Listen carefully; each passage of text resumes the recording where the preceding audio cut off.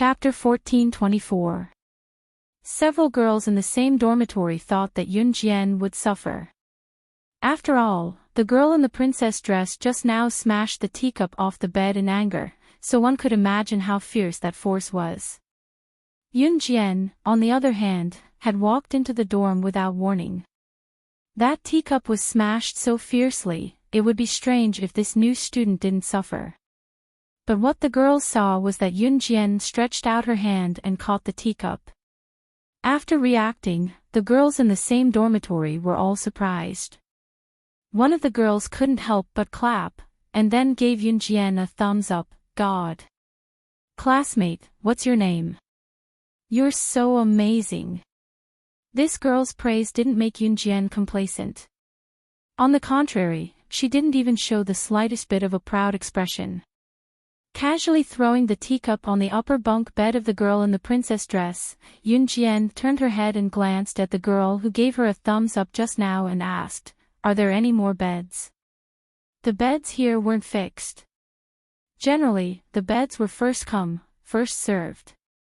Whoever grabbed the lower bunk bed would get the good spot. There's still a bed in the corner, it's the upper bunk. The girl who gave Yunjian a thumbs up said, and then she continued, "Classmate, you were so amazing just now. Is it convenient for you to tell us your name?" "Oh right, before asking for other people's names, you have to introduce yourself first." "Hee, my name is Ning Kai-dai, I'm a student of grade 1, 11, from Xia City, 16 years old this year. We have already introduced ourselves just now. Now our dormitory has 5 roommates including you, so you can introduce yourself again." A girl standing next to Ning Kai-dai put her arm around Ning Katie's shoulder and said to Yunjian. After saying that, the girl stuck her tongue out at Yunjian, and then lively introduced herself to Yunjian. "My name is Meng Xiaolian, I'm from Min City, 17 years old this year. Kai-dai and I are classmates in the same class." As she spoke, Meng Xiaolian tightened her arms around Ning Katie's shoulders. My name is Han Nina. I'm 16 years old this year. My nationality is Y country. My mother is C country. Also, my Chinese isn't very accurate. Please take care of me." A girl who had been sitting in the corner stuck her head out and greeted Yunjian shyly. This girl had a head of naturally golden wavy hair. Her skin was fair, and her facial features were very delicate. She looked as delicate as a doll. The most eye-catching thing was that the girl who called herself Han Nina had blue eyes. Unlike modern girls who wore cosmetic contact lenses, Han Nina's eyes were sky blue. They looked very natural and beautiful. After Han Nina greeted them, Yunjian also felt the friendliness of her new roommate. She adjusted her backpack and grinned, revealing a row of neat front teeth. She smiled at the 3 girls in front of her. "My name is Yunjian." Obviously, the girls in front of her didn't know about Yunjian's achievements during the military training. Yunjian also didn't see these girls during the military training. They probably didn't participate in the military training. After all, not all students who came to the military school to become special forces were soldiers. The military school also had a major for training military doctors. Many female students still came to the military school to apply for the military doctor's position. Therefore, it wasn't strange that these female students didn't participate in the military training last time. "Yunjian, your name is really nice, ah." Ning Kai-dai smiled at Yunjian. "You guys are so annoying. Keep talking. Can't you see that I'm so annoying? Could you please shut your mouths? I'm going to make a call." Chapter 1425. Seeing that the person sitting on the upper bunk had flipped out again, Ning Kai-dai pursed her lips and hurriedly pulled Yunjian to the toilet. Then, she leaned over to Yunjian's ear and whispered, "She's called Qingjiaojia. I don't know which class she's from. Anyway, she got angry the moment she entered the dormitory. After greeting us, she sat on the bed and threw a tantrum. I don't know who provoked her, but I think she's quite difficult to get along with. Ah. Oh right, there's another roommate in our dormitory. I heard that something happened at home, so she'll come back a few days later. Also, don't take the initiative to talk to Qingjiaojia. She's... Ning Kaidai didn't say anything after that.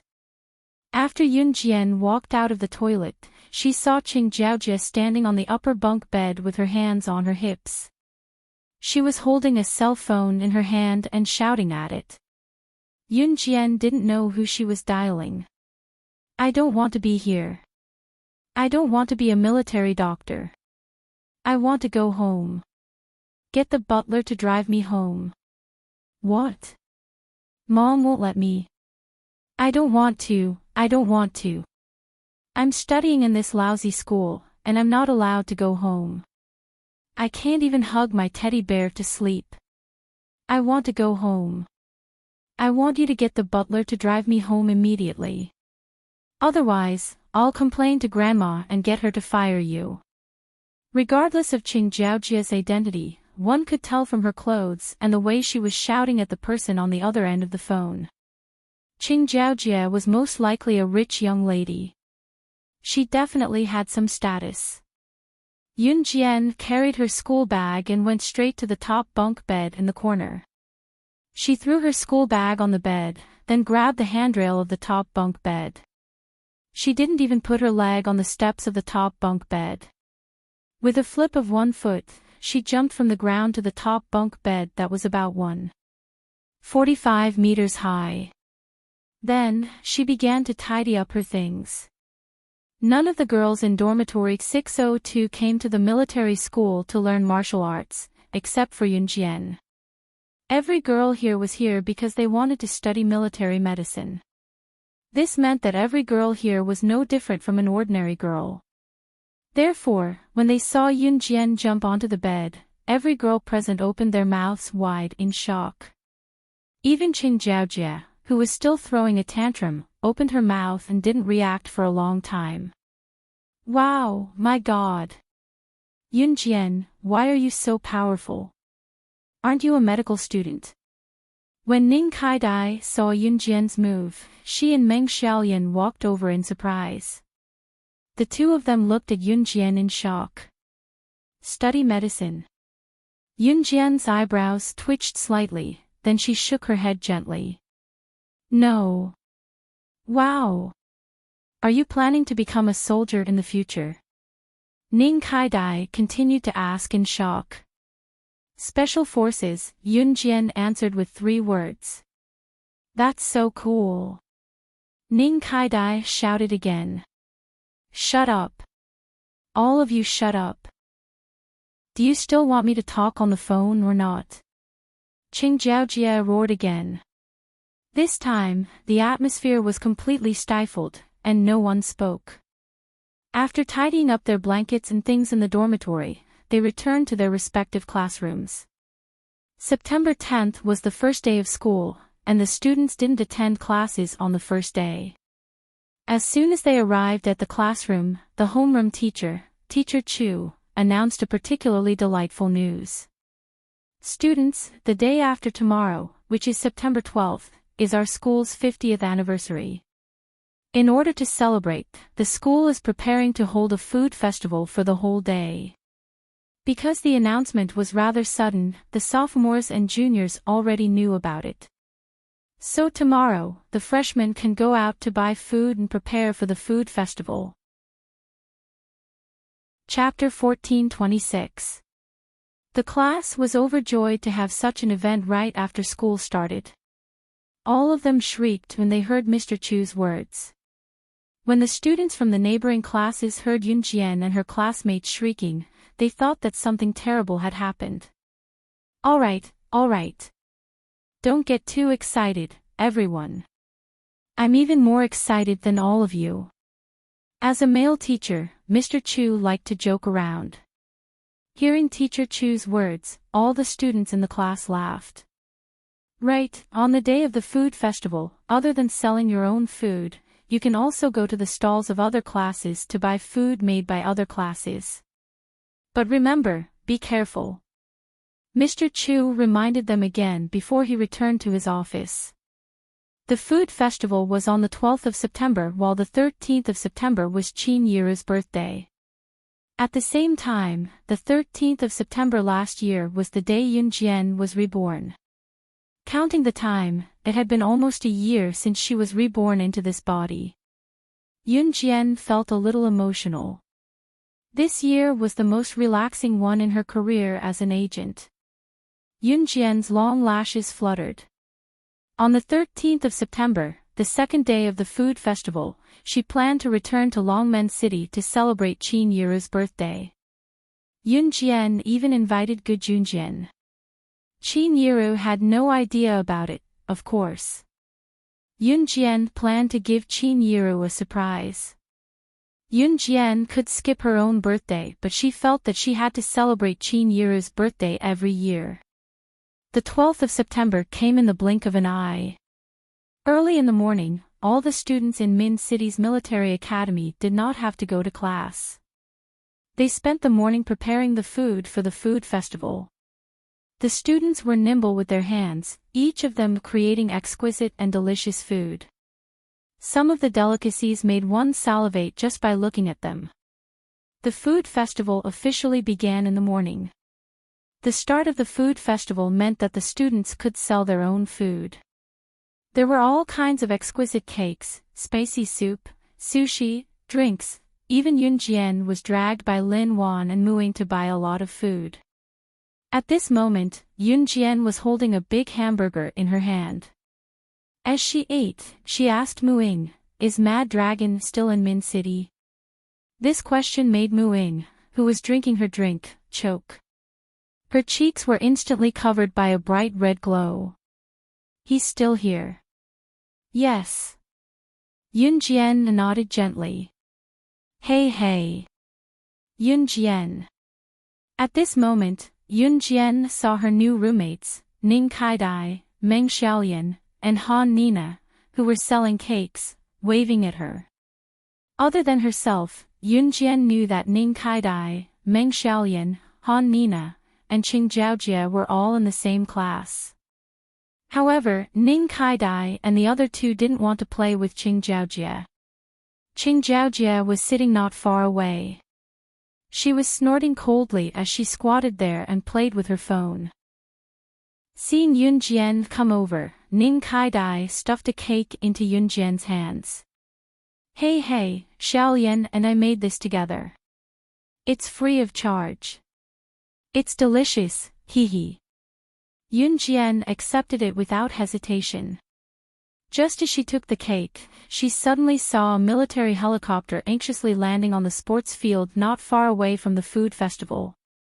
The food festival stall was not far from the sports field. When she saw the military helicopter, Yun Jian's eyelids twitched slightly. At this moment, she saw Yu Xiaoluo running over. When he saw Yun Jian, Yu Xiaoluo's expression was very ugly. "Yun Jian." When Yu Xiaoluo ran over, his face was terrifyingly dark. It was an ugly and uneasy feeling that he had never felt before. "Yun Jian, listen to me. Don't get agitated. Your dad, he represented Z country and a group of Interpol yesterday to arrest the boss of the European and American underground black market. In the end, he didn't come back. According to the people who escaped, he was caught. It's very likely that he's already." Yun Jian's dad was naturally referring to Gu Junjian. At this point, Yu Xiaoluo's voice was a little choked up. Hearing this, the surrounding students were stunned. All the students in the military academy had just come into contact with these things. They all thought that these things that Yu Xiaoluo was talking about were very distant and glorious. But when they found out that Yun Jian's dad was very likely sacrificed because of this, all the students standing around couldn't help but look at Yun Jian sympathetically. They thought that Yun Jian would start howling like a normal girl after hearing about this. No, no. My dad will be fine. But after hearing this, Yunjian was very calm. She looked at Yu Xiaoluo and said calmly, "The boss of the European and American underground black market, right? Bring me there immediately." When Yu Xiaoluo heard Yunjian's words, he thought that she was crazy. Yunjian was powerful, the killing god of Team Monarch. But she was just a child. No matter how powerful she was, how could she fight against the European and American underground forces alone? Yunjian, don't get agitated. Listen to me. We'll do our best to save your dad. Before Yu Xiaoluo could finish, Yunjian said to Yu Xiaoluo in front of all the students. Chapter 14:27. Once Yunjian said that, everyone was stunned. Whether it was the instructors who chased after Yu Xiaoluo, Lin Wan, Yunjian's new roommates, Ning Kaidai, and the rest, as well as the students who were participating in the food festival, they were all stunned by Yunjian's arrogant words. No matter how shocked or frightened the people around them were, they were nowhere near as shocked as Yu Xiaoluo and the instructors. The boss of the Western Underground Black Market was indeed a man named Glenn. Moreover, Yu Xiaoluo had only told Yunjian that her father and a group of Interpol had tried to capture the boss of the Western Underground Black Market but were caught instead. Yunjian had said the boss's name accurately. Even the male students who were studying in the military school and paid more attention to international affairs would not know the name of the boss of the Western Underground Black Market, right? Although Yunjian was the slashing god of Team Monarch, she was only a 15-year-old girl at the end of the day. No matter how powerful Yunjian was, how did she know? While the people around them were stunned, Yunjian was already making her way to where the military helicopter was parked. Seeing Yunjian walking toward the military helicopter, Yu Xiaoluo reacted quickly and walked over to stop Yunjian. Yunjian, calm down. I know you're capable, but Glenn's identity is not ordinary. Interpol had sent many internationally renowned agents to infiltrate the Western Underground Black Market's territory and sacrificed many people, but they could not arrest him. If you act so rashly, not only will you not save old Gu, you'll even lose your life. Yu Xiaoluo spat out those words with red eyes and trembling. As a special forces soldier who protected the country, they faced danger at all times.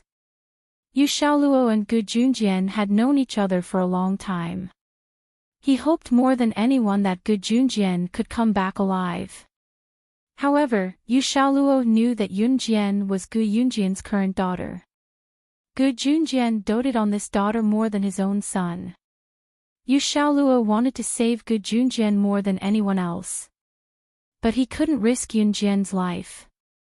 The atmosphere of the food festival immediately dropped.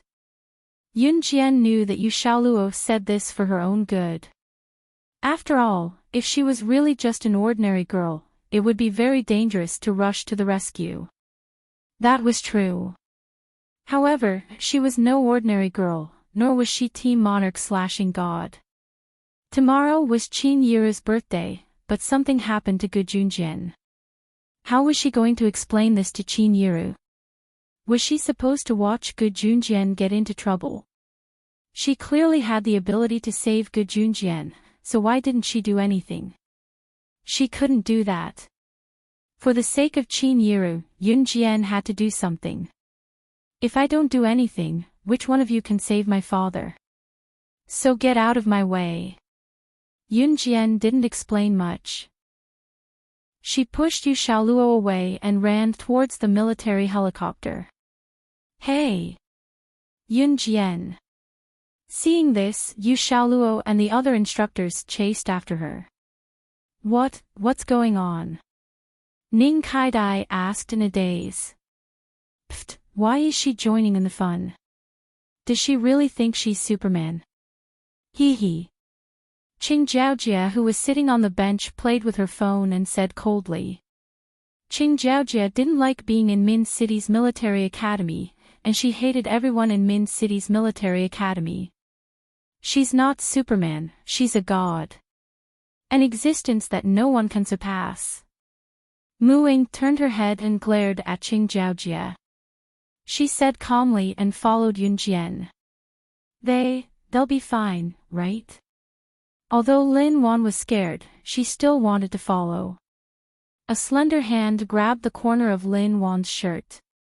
Ling Hanja walked over and grabbed the corner of Lin Wan's shirt. He said to everyone, Yun Jian will be fine. She can fly a helicopter and go in and out of the Amazon forest freely. It's not an exaggeration to say that she's a god. Ling Hanja, who suddenly appeared and said these words, made Lin Wan, Ning Kaidai, Meng Xiaoyan, and all the other students who were standing around them open their mouths in shock. Yun Jian could fly a helicopter. And in a terrifying place like the Amazon forest, freely. Chapter 1428. Ling Hanja's mouth twitched when he saw everyone's shocked expression. He didn't say anything else. Yes, Yun Jian was a god. She wasn't just the legend of Min City Military Academy. She was also a world-class legend. Such a terrifying person. Such a frightening existence. Ling Hanja pursed his lips and didn't say anything in the end. However, the fear he had for Yun Jian, or rather, the thoughts in his heart, was something that no one present could imagine. Yun Jian, she wasn't an ordinary student of Min City Military Academy. She was, yes, Ling Hanja didn't forget what happened in the Amazon forest. He was the only one who didn't forget what happened that day. He even knew Yun Jian's identity and Ying Ying's identity. After knowing Mu Ying's identity, Ling Hanja suddenly heaved a sigh of relief. He was afraid that Ying Ying didn't like him anymore. However, when he found out that the Mu Ying he liked when he was young was actually a different person from the Mu Ying he knew now, Ling Hanja didn't feel like he couldn't handle it. Instead, he heaved a huge sigh of relief. So, his Ying Ying never hated him. She was just a different person. And his Ying Ying might not even be alive anymore. Senior, why are you crying? Lin Wan's clothes were grabbed by Ling Hanja. Just as she was about to ask Ling Hanja to let go of her clothes, she saw a tear at the corner of Ling Hanja's eyes. I'm fine. The wind is too strong now.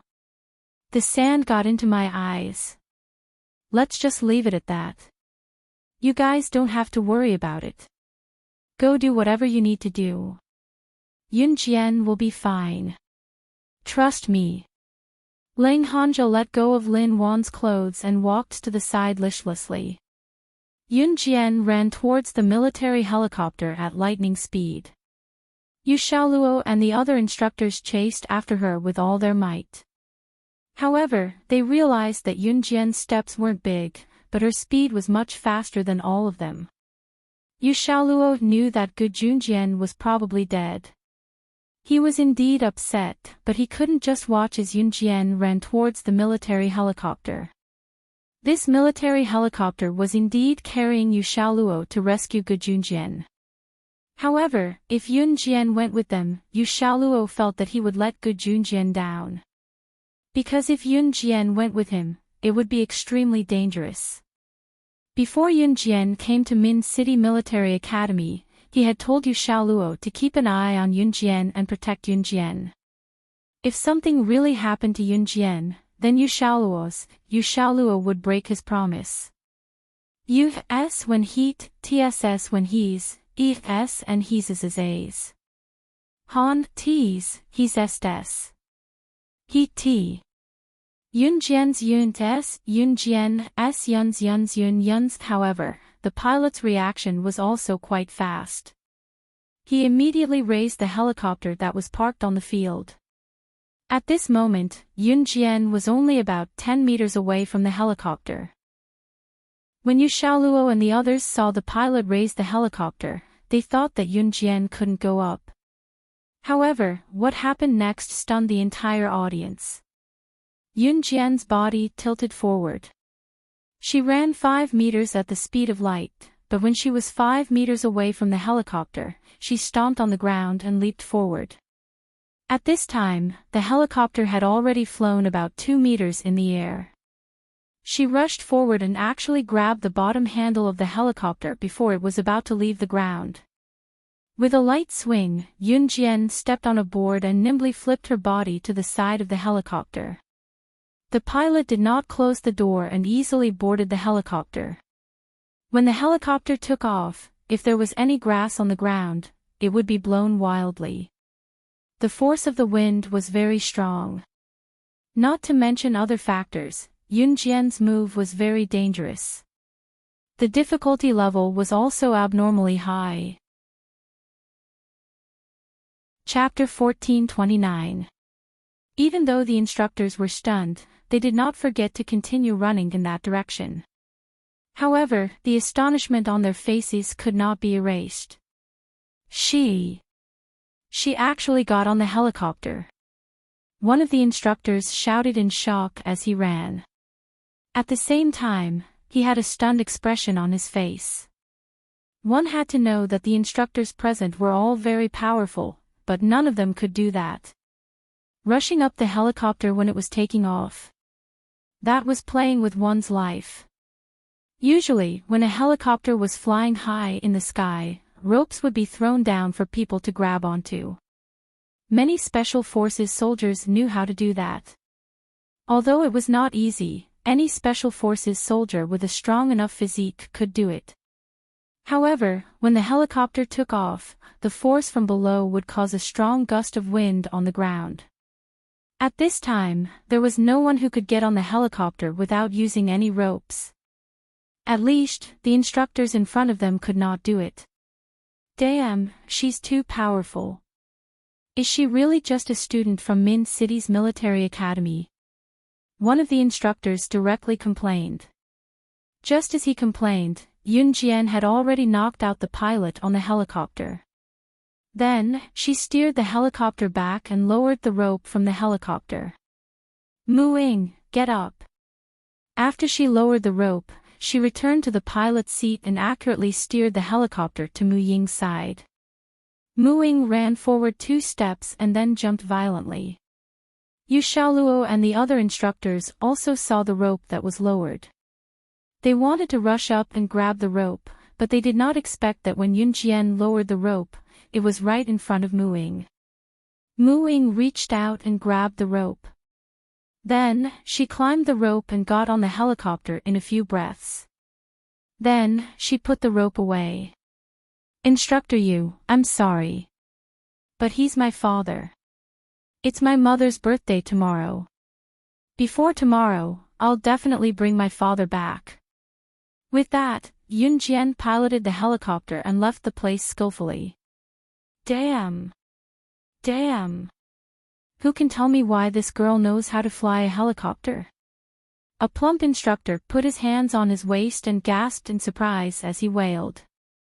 Just now, they had used all their strength and still couldn't catch up with Yunjian. This made him feel incredulous. Yunjian was just a little girl who had just entered the school. Going further, she was Team Monarch/God, yet she possessed such astounding strength. Now if King know why you guys snatched her into your team before she even entered the school. How is this girl a good seedling? She was simply a genius.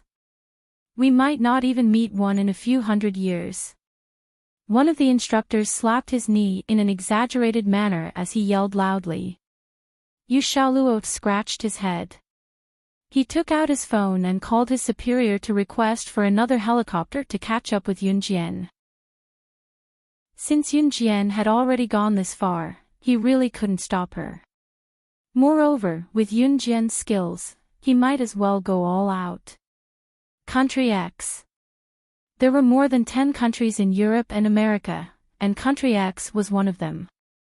The boss of Europe and America's underground black market, Glenn, liked to stay in Country X the most, so Yunjian directly flew the helicopter to Country X. At this time, the helicopter's fuel was almost used up. Yu Xiaoluo, 2 other special forces soldiers, and a pilot's helicopter followed Yunjian's helicopter closely.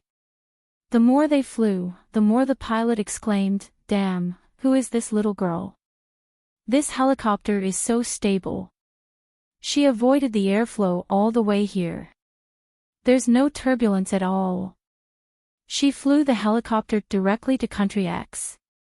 Did she know that the boss of Europe and America's underground black market, Glenn, is in Country X? F***ck, this girl is too fierce.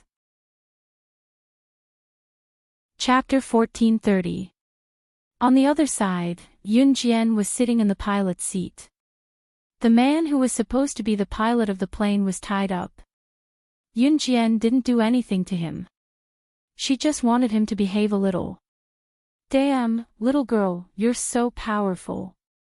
When you come back, you must teach me how to avoid the airflow. I've been flying a helicopter for 3 years, and this helicopter can't avoid the airflow in my hands. It's bumping and bumping. The pilot didn't realize that he was tied up by Yun Jian.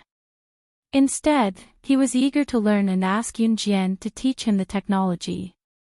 Yun Jian curled her lips, thinking that this pilot was quite interesting. Yun Jian landed the helicopter in a deserted place, and then let Muing untie the rope that tied the pilot. The helicopter is out of fuel. You can contact someone to take you back. Yun Jian glanced at the pilot, then gathered the things on her body and walked to a quiet place. She had all kinds of knives on her, although she didn't have guns. But guns, she could snatch them herself. Seeing this, Muing followed Yun Jian's footsteps and walked over there. Just as the two of them walked over there, they were stopped by Yu Xiaoluo, who rushed over. Yun Jian, listen to me, Glenn is definitely not the opponent you met before. He has a stronger background. Over the years, we and the Interpol have sent dozens of agents or special forces to his lair, but the result was no exception. In the end, there was no news. We still can't contact them. I'm more anxious than you about your father's accident, but it's useless to be anxious. How about this? I agree to let you stay, but we have to think about it in the long run. There will definitely be a rescue plan, but we have to take it slow. Just as Yu Xiaoluo said this, he was interrupted by Yun Jian. How many people do you have? Where are you stationed?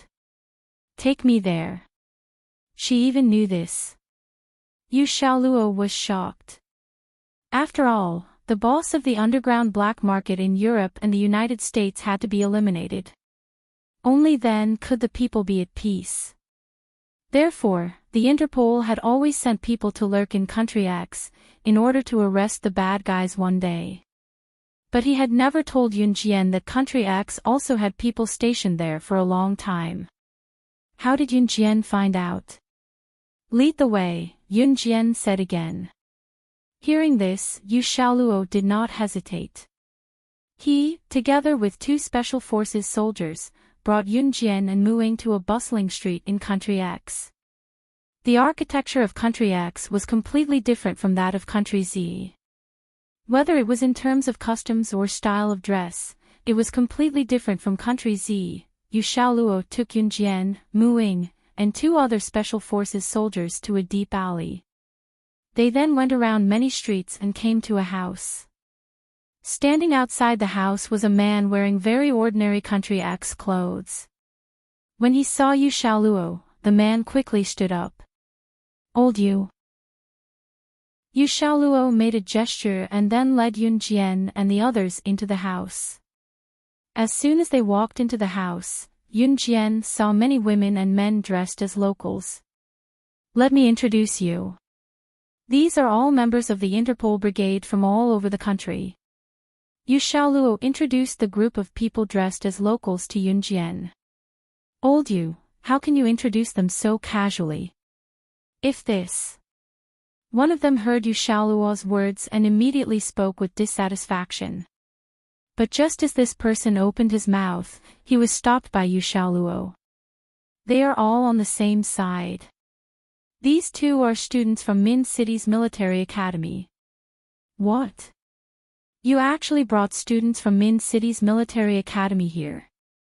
Are you crazy? What is this place? Don't you know? A foreign woman heard Yu Xiaoluo's words and immediately shouted. This foreign woman was also from the Interpol Brigade and could speak Chinese. However, the clothes she was wearing now were no different from the women of Country X. It was obvious that she was disguised as someone from Country X. That's right. Old you were too careless this time. After the foreign woman finished speaking, someone immediately agreed. I didn't bring them here. The two of them stole our helicopter and drove it here. However, Yu Xiaoluo's next sentence made this group of people who accused him of wrongdoing shut their mouths. What? They drove a helicopter here? Are you kidding me? Hearing Yu Xiaoluo's words, a woman in the corner jumped up in shock. Chapter 1431. They flew a helicopter here. Oh my God. Old you, don't tell me that these two girls know how to fly a helicopter. After the man who brought Yun Jian and the others into the house took off his Country X costume, he walked to Yun Jian and Mu Ying and circled around them a few times, then let out a cry of surprise. I don't know how to fly a helicopter. The one who knows how to fly a helicopter is Yun Jian. Mu Ying opened her mouth and said. Mu Ying didn't know how to fly a helicopter. In her previous life, she was only 9 years old when she died, so she had never touched a helicopter at all.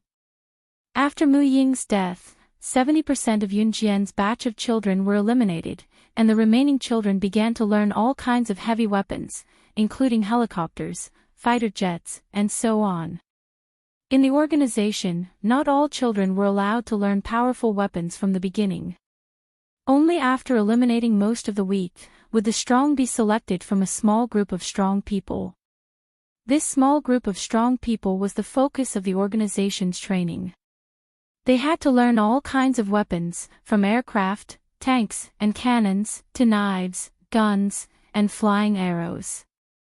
As an agent, no matter where they were, they had to immediately integrate into the environment. This was something that had to be done, regardless of whether it was an agent of an underground organization or an agent of a loyal country. And in the organization, there was a written rule that those who couldn't finish learning all the heavy weapons arranged by the organization within the specified time would die. So in the end, out of the hundreds of children, only 3 survived. Speaking of which, back to reality. Mu Ying's words just now successfully turned everyone's eyes to Yun Jian. Just now, when he led Yun Jian and the others into the house, the man couldn't help but swallow a breath. He saw Yun Jian standing there with one hand in her trouser pocket, standing very lazily, as if the person that everyone was talking about just now wasn't her. Cough cough. Let's not dwell on this question first. Yu Xiaoluo immediately eased the atmosphere, then he quickly said, what we need to discuss now is how to sneak into Glen's territory and rescue old Gu. We've sent so many agents to infiltrate Glen's territory, but what did they send back? No one could escape from Glen's territory. Without exception, they were all discovered and killed. We haven't even been able to contact them yet. Old you should know the dangers of that place better than any of us. The one who spoke was the man who had just led Yun Jian and the others in. This man was a member of the Interpol. His name was Zhengliang. He was quite righteous and good at collecting information. When Zhengliang said this, there was a trace of despair in his voice. Obviously, he wanted to save Gu Junjian very much. However, based on the current situation, saving him was harder than ascending to the heavens. When Zhengliang said this, Yu Xiaoluo fell silent. Yu Xiaoluo naturally understood what Zhengliang meant. Based on the current situation, there was basically no hope of rescuing Gu Junjian. When Yun Jian heard this, she frowned slightly and turned to walk towards the door. Hey, Yun Jian, where are you going? Seeing that Yun Jian was about to leave, Yu Xiaoluo hurriedly ran over to stop her and asked. If you're not going, I'll go. Yun Jian said indifferently. Your sister, are you crazy? That's an underground organization. A black market. Do you think you have 3 heads and 6 arms? Do you have the ability to go in? We're already in a mess, don't add to it. The woman who spoke was the one who was standing in the corner just now. However, just as the woman finished speaking, Yun Jian suddenly swung her hand and 5 blades flew neatly from Yun Jian's side to the woman's side. At the same time, Yun Jian was so fast that Yu Xiaoluo couldn't react at all. She dashed from the door to the woman standing in the corner. 5 blades flew past the woman's head, left shoulder, left waist, right shoulder, and right waist at the same time without hurting her at all. The woman was so frightened by the sudden blades that her face instantly turned pale. However, before she could come back to her senses, she saw a shiny butterfly knife on her neck. The fragrance of a young girl wafted over. The first thing she saw was Yun Jian standing at the door far away from her. She arrived in front of her in a short 3 seconds. Chapter 1432. You don't have the right. These 4 words were like an invisible slap that almost made the woman vomit blood. However, the woman had to admit that she did not react to Yun Jian's attack at all. This also meant that the student from Min City's military academy in front of her was more powerful than her. She did not even have the chance to react when she attacked. Blackie, don't underestimate her. You don't know, at that time, in order to stop her from getting on the helicopter, I let the helicopter pilot fly the helicopter into the sky first. In the end, she rushed over and snatched the helicopter when it was already in the air. She was able to accomplish such a dangerous task so easily. I think we can give it a try with her around to save old Good today. Anyway, I'm going all out. At most, I'll lose my life. I can't interfere with whether you guys are willing to come together or not. After all, your lives are your own. But as brothers, as my brothers and comrades, don't stop us today. I want to go with them. Yu Xiaoluo had been frowning and thinking about this matter just now. In the end, he did not care anymore. He decided to go all out. Gu Junjian was like his elder brother. He had helped him a lot. Later, they became comrades and were very close. Now, Gu Junjian was in trouble. His elder brother was in trouble. How could he sit still and wait for death? Yun Jian, the 3 of us go. He was willing to believe in Yun Jian for once. Yu Xiaoluo clenched his fists. He shouted at Yun Jian and walked out. The woman called Blackie by Yu Xiaoluo was codenamed Blackie. She was not dark. She was from H country and could speak Chinese. She looked no different from Z country people. Blackie was shocked by Yu Xiaoluo's story about Yun Jian. Now that she saw Yu Xiaoluo bringing Yun Jian and Muing to Glen's headquarters alone, she wanted to say, "Hey, you." In the end, Blackie stopped talking and could not say anything. Let them go. Let them go. They know that it's a big fire pit, but they still want to jump there. I told him that we can't move now. When did Yu Xiaoluo become so unwise? Seeing that Yu Xiaoluo could not be pulled back, he followed Yun Jian and the other 2 out of the house. And Zhengliang suddenly slammed the table and roared. And Zhengliang was the captain of all the Interpol members present. Yu Xiaoluo's identity was an instructor at Min City's military academy. He also had another identity. He was a member of Interpol and in Zhengliang's team. Captain, this. Blackie looked at Zhengliang's eyes. Finally, Zhengliang slammed the table. Here, Yun Jian's use SS2's hua, teet, /SS, this S writes. STTs you people's teet he's some people would be so scared that they would piss their pants before the war started when they heard her identity, but an old fellow like Glenn wouldn't fall for this. However, since these people were not willing to help her, she had to save Gu Junjian by herself. No matter how powerful Glenn was, he was just Yun Jian's defeated opponent. Yun Jian, how are we going to sneak in? Should we split up or? Yu Xiaoluo asked Yun Jian. Follow me and listen to my instructions. Yun Jian gave a short answer. Then, she took Yu Xiaoluo and Muing to Glenn's. Chapter 1433.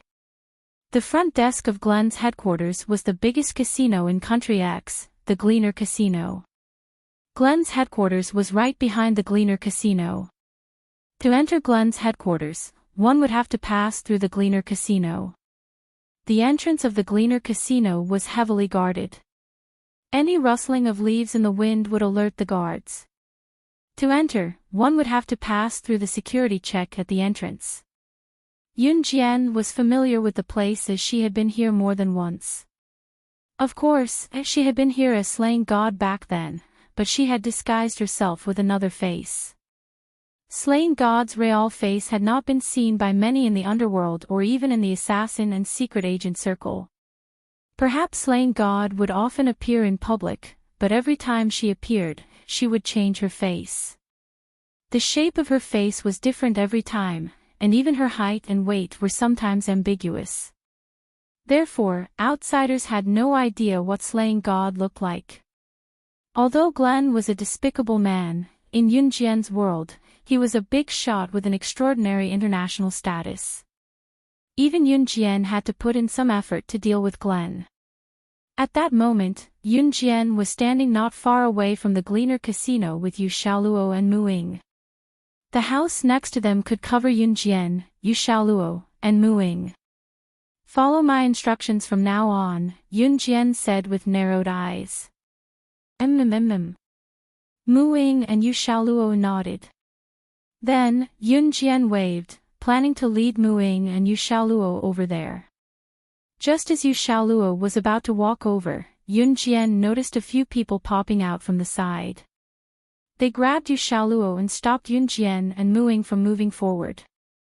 Looking closely, they were none other than Zhengliang, Blackie, and the rest. You guys. When Yu Xiaoluo saw Zhengliang and the others, he was so shocked that he almost shouted out loud. However, Zhengliang and the others covered his mouth. Little brat, keep your voice down.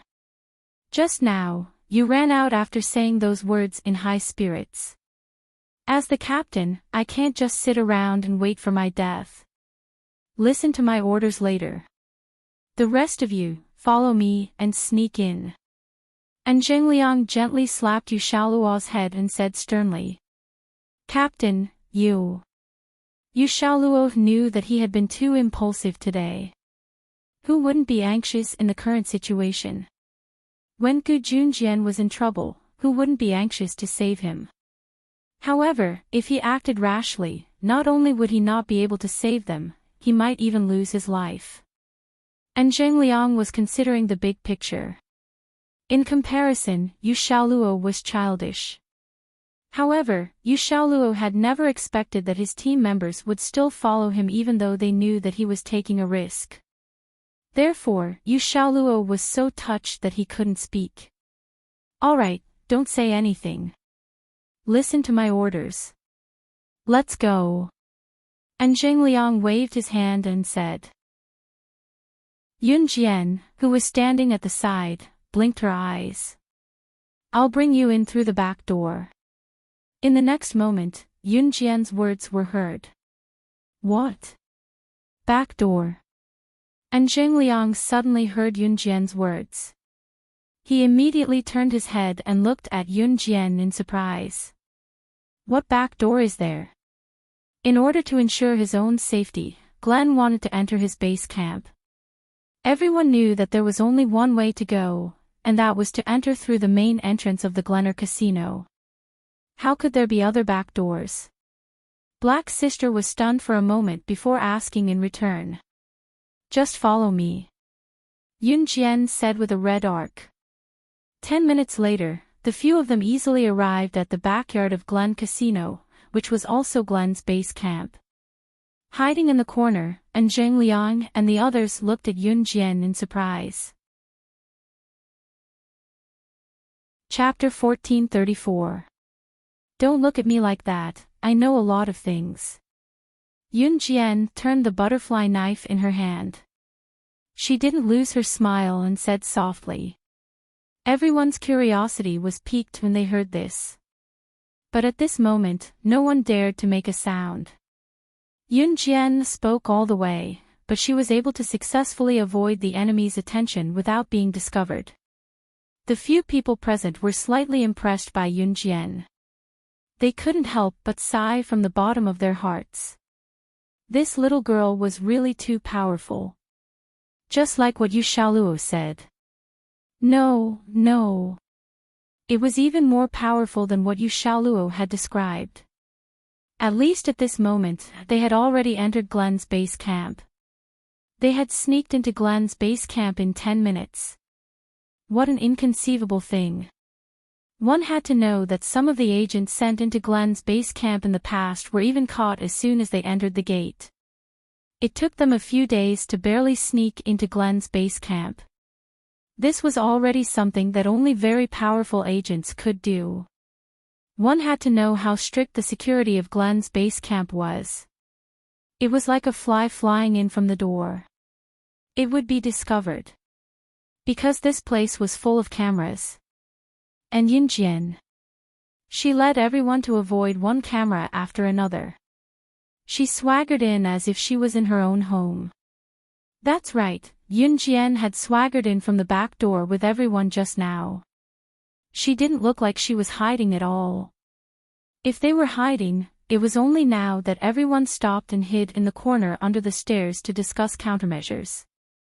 Seeing that the few people in front of her still didn't dare to speak, as if they were afraid of being discovered, Yun Jian curled her lips slightly and said, "In the next 10 minutes, no one will pass by this staircase, so you can speak boldly."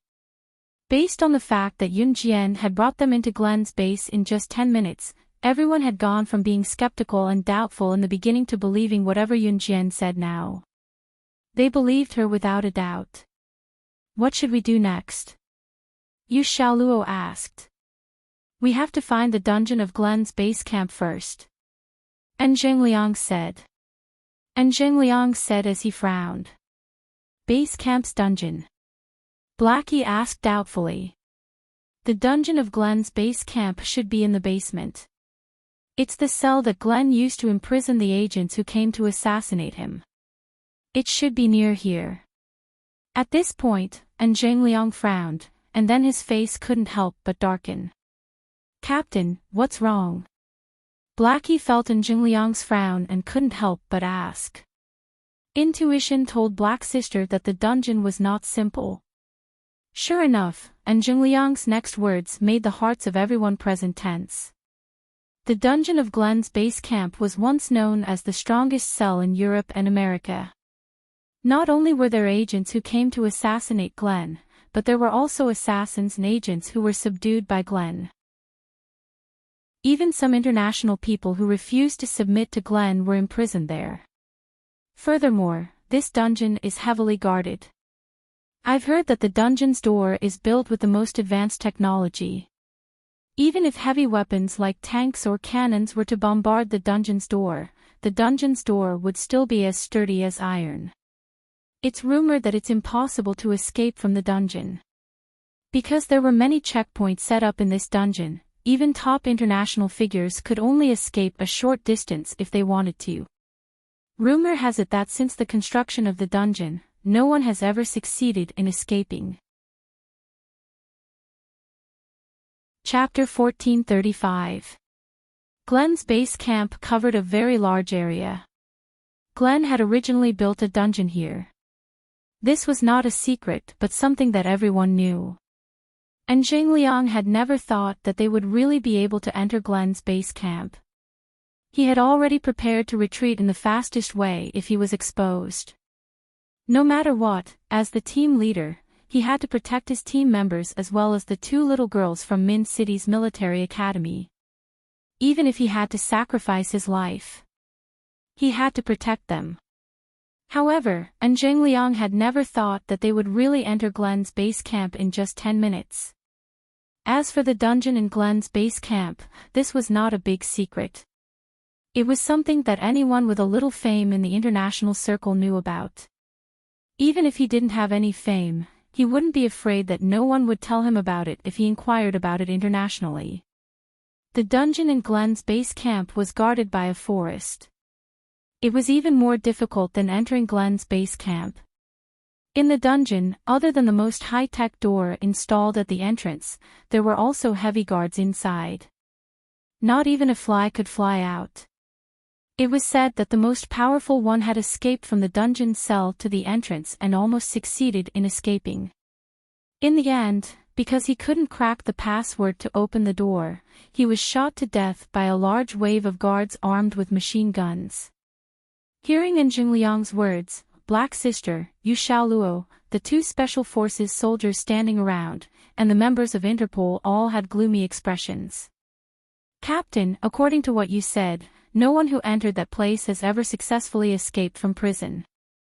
If our people who were captured and imprisoned are really there, then wouldn't we not even have a 0.1% chance of winning? Black Sister's face stiffened as she asked.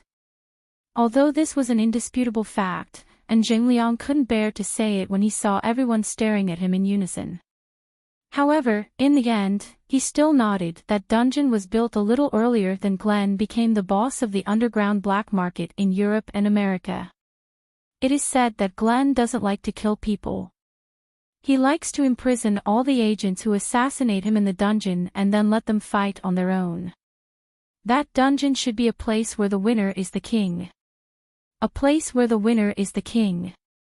This also meant that in the dungeon, the weak and the strong, if the strong wanted to kill the weak, they didn't need anyone's permission. In that case, wouldn't Gu Junjian be in danger? Let's go. Yun Jian stood up and walked out. Yun Jian, don't go, Yu Xiaoluo had just stood up and followed Yun Jian out of the staircase when he saw a group of people standing in front of the staircase. Wasn't the person in the middle of this group the famous Glen? At this moment, Glen was looking at Yun Jian and Yu Xiaoluo as if they were prey, and, downstairs. Glen's appearance was very ordinary. His hair was very short, and he was not tall. He was a very ordinary old man, about 50 or 60 years old. Seeing Glen standing there quietly with a group of people, Yu Xiaoluo's heart almost jumped out of his chest. It was as if a ghost had suddenly appeared. Hey, you guys! Seeing Yun Jian and Yu Xiaoluo walk out of the staircase, and Zhengliang, Blackie, and the others followed. The two groups of people looked at each other. When they saw Glen, and Zhengliang, Blackie, and the others turned pale with fright. At this moment, Glen suddenly laughed out loud and waved his hand. My prey, I've been waiting for you for a long time. Hee hee hee. Laughing loudly, Glen's subordinates took a large bottle of spray and sprayed it at Yun Jian and the others. The people who were sprayed quickly fainted. Glen's group was already prepared, so they naturally wouldn't be stunned by their own spray. No one saw the smile on Yun Jian's face before she fainted. Chapter 1436. In the haze, everyone fainted. Before they fainted, the people who were frightened by Glen's sudden appearance only had one thought: it's over. Glen had a strange habit. He liked to watch people kill each other and not be easily killed by his own shot. Therefore, he built the dungeon to watch this group of people fend for themselves.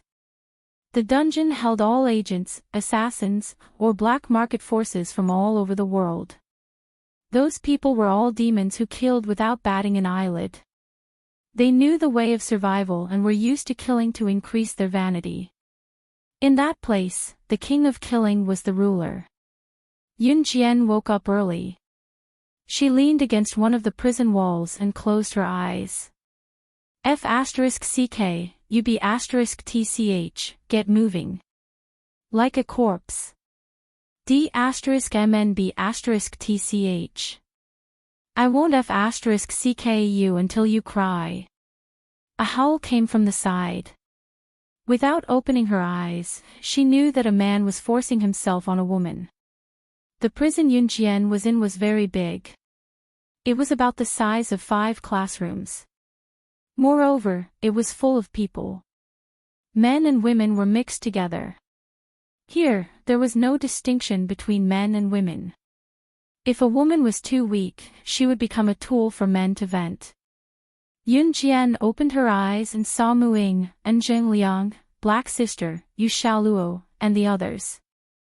Looking to the side, there was Gu Junjian, whom she had not seen for a long time, and Gu Yunjian's teammates who were caught here with him. Yun Jian, you're finally awake. Yu Xiaoluo heaved a sigh of relief. Yun Jian had actually woken up a long time ago, or it could be said that she had not fainted. Only then did she stand up. From the beginning, she had already figured out everything.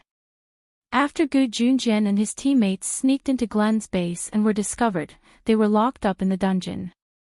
In the dungeon, other than women who were not strong enough and became slaves for men to vent, the newcomers would be beaten up by the old people in the dungeon. Some of them would even die.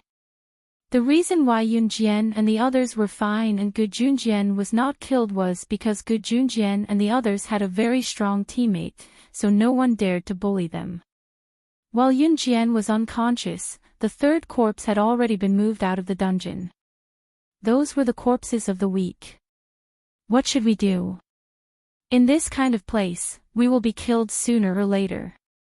Blackie asked with a pale face. Gu Junjian had a very strong teammate named Lin Wei. The reason why Yun Jian and the others weren't challenged by those lunatics in the dungeon was because of Lin Wei. But now, Lin Wei was already covered in injuries from fighting with that group of people. He couldn't hold on any longer. In a place like this, there were only people who were beaten to death. Even a very powerful person would die from exhaustion or infection of their wounds after challenging one expert after another. This was the dungeon. Anyone who entered would die without a doubt. Yun Jian knew this, but she acted as if nothing had happened. Her goal had been achieved. She had found Gu Junjian. At this moment, a group of men suddenly walked over. This group of men walked in front of Yun Jian and the others, looked at Yun Jian, Mu Ying, and Blackie, and then said with an evil smile, "Yo yo yo, 3 chicks have come. You know the rules here, right? The chicks have to be given to our boss to enjoy. How about it, you guys should obediently hand them over, This person smiled very wretchedly. The boss he spoke of was the most powerful person in this dungeon. Hearing this person's words, Gu Junjian didn't even care about being afraid. He directly protected Yun Jian and the other 2 behind him. F***ck, you don't want to. Haha, that way of yours is about to die. Let's see who can save you this time. Before the man could finish, Yun Jian pulled Gu Junjian who was standing in front of her away. She squinted her eyes and licked her lips as she looked at the people in front of her. Her melodious voice stood out as she spoke in an insolent tone that shocked everyone. Call your trashy boss over. Today, I'll show him what the real way to survive in the underground world is. I will show him who is the real powerhouse. No one knew the world of the underground black market better than her. Chapter 1437.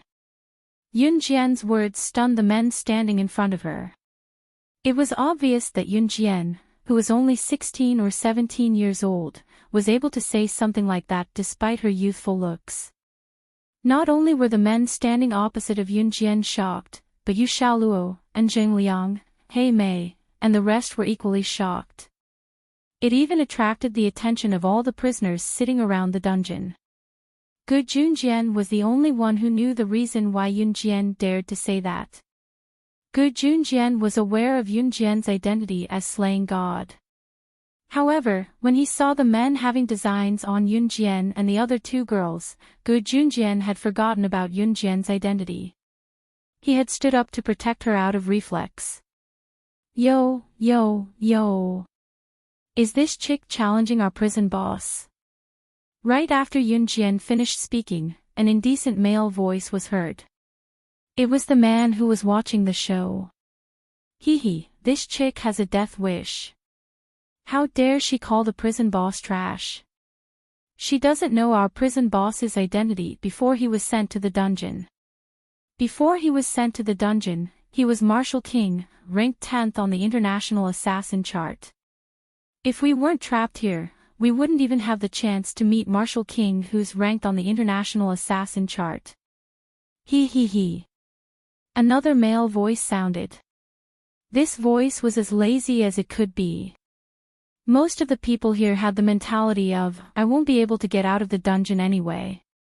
They were here to drag out an ignoble existence and live as long as they could. There was nothing to talk about, so the people here liked to talk about their past deeds outside. And Zhang Liang, He Mei, Yu Xiaoluo, and the rest looked worried when they heard that the prison boss was once ranked on the international assassin chart. Even Lin Wei, who had accepted all sorts of challenges from the people in the prison over the past few days and was the strongest among them, could not stand up anymore. His eyelids twitched and his eyes were filled with despair. The title of prison boss was not for nothing. The number of people Marshal King had killed in the prison all these years was immeasurable. No one in the prison disagreed with his identity as the prison boss. Because the Marshal King's fist was hard enough. King Wu. Yun Jian narrowed her eyes slightly when she heard this name.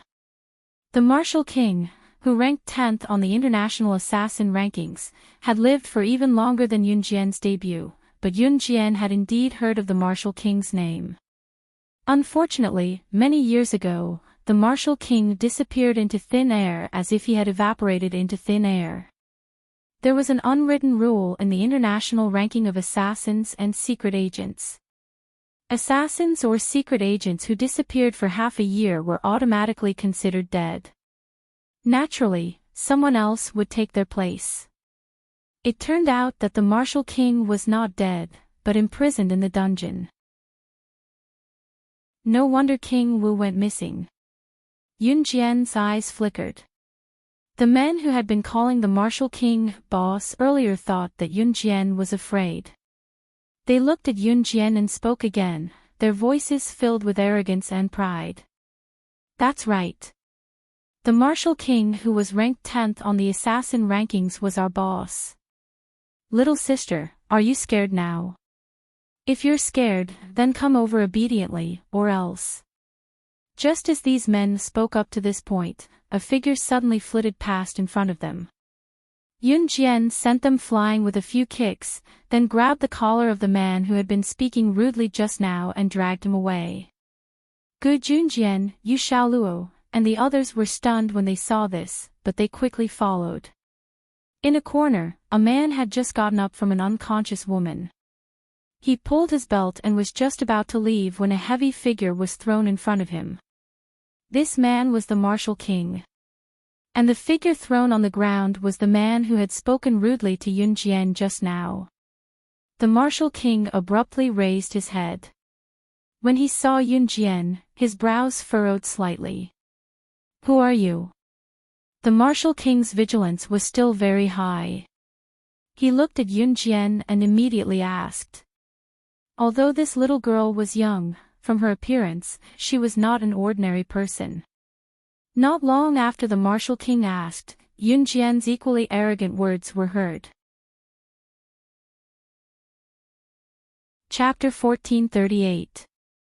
Gu Junjian and Mu Ying, who were the first to rush up, were not surprised when they heard Yun Jian's words. After all, the two of them already knew about Yun Jian's identity. However, Zhang Liang, Black Sister, and the others who caught up from behind, as well as Lin Wei, who was being supported and beaten to the brink of death, were all stunned when they heard Yun Jian's words. Yun Jian. What did she say? Not only did she say that King Wu was a trash boss, but now she wants King Wu to give up his position as the prison's boss. Black Sister didn't like Yunjian very much when she appeared, because in Black Sister's eyes, Yunjian was here to cause trouble. Now, she disliked Yunjian even more. Lin Wei was the strongest in their group, and the only reason why the people in the prison didn't bully him was because Lin Wei was still alive.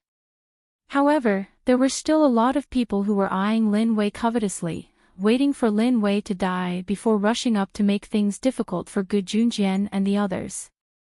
Probably because the people here were locked up for a long time without seeing the light, the only thing left in their world was killing. King Wu, who was standing opposite Yunjian, stretched out his thumb and rubbed his nose. His ugly face was full of red pimples, and it looked like he had overindulged in debauchery. In the past few years, the only person who dared to challenge me was you. Little girl. King Wu rubbed his hands and said this sentence in a strange tone. It was obvious that King Wu was now very unhappy with Yunjian's actions. The evil aura emitted from King Wu's body made Lin Wei tremble. Lin Wei was the strongest in Gu Yunjian's group. At that time, he fought with King Wu once and was defeated in a few moves. However, King Wu didn't kill him.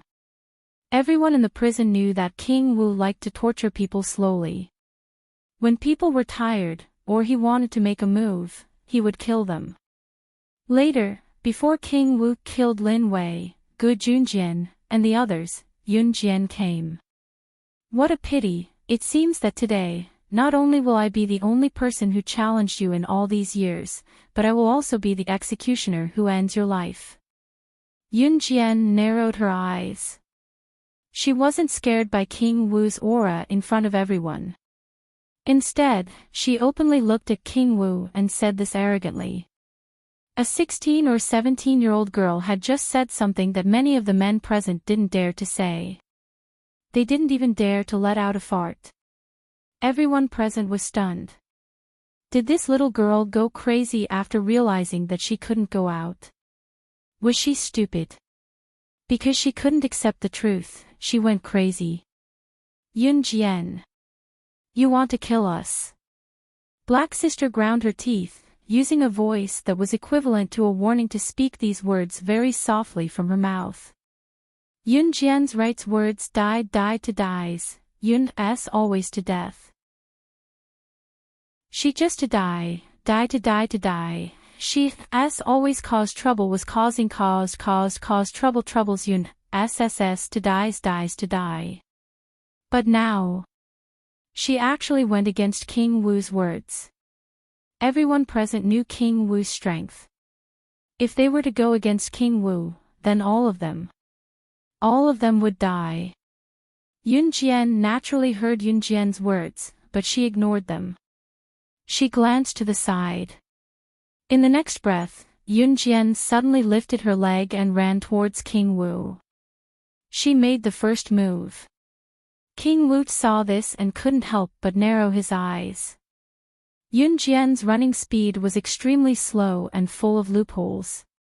King Wu didn't raise his guard at all. Just as he was about to raise his hand, Yunjian was already in front of King Wu. She suddenly became fierce, and a butterfly knife appeared in her hand. In front of everyone, she directly plunged it into King Wu's neck. King Wu died on the spot. In a battle between experts, victory or defeat was decided in one move. Yunjian's eyes widened when she saw this scene.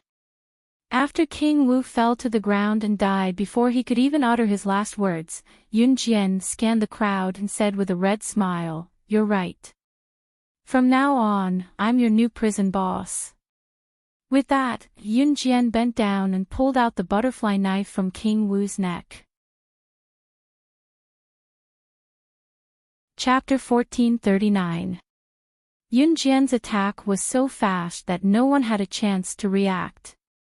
King Wu was a very powerful person, so powerful that even Yunjian had to maintain full vigilance. However, in the eyes of outsiders, the battle between Yunjian and King Wu was only a matter of 10 seconds. In these short 10 seconds, he had already come up with dozens of battle plans in his mind in a battle between two experts. In a battle between experts, every move was fatal. Yun Jian had shown her flaws to King Wu. King Wu clearly thought that she had some ability, but she was still too young, so King Wu did not raise his guard from the beginning. King Wu was an assassin, so his vigilance should not have been so weak. However, Yun Jian had guessed it in advance. Especially the words that the martial king himself had said. King Wu said that in the past few years she was the only person who dared to challenge him. This meant that King Wu had been in the position of prison boss for a long time and had not met an opponent for a few years. Perhaps King Wu used to be very powerful, so powerful that it was amazing. Yun Jian had never met King Wu, but she had heard of his name. King Wu, who was ranked 10th on the international assassin rankings. His strength was comparable to the 4th on the international assassin rankings. His ranking was just a little lower. In the past, King Wu was very strong, but after staying in prison for so many years, the current King Wu did not work hard in such a cruel world and had gradually lost his edge. Coupled with King Wu's own words, he had not met an opponent who could fight him for so many years. A kind of numbness appeared in his heart, and he felt that no one was as good as him. This was the key to Yun Jian's victory over King Wu in one move.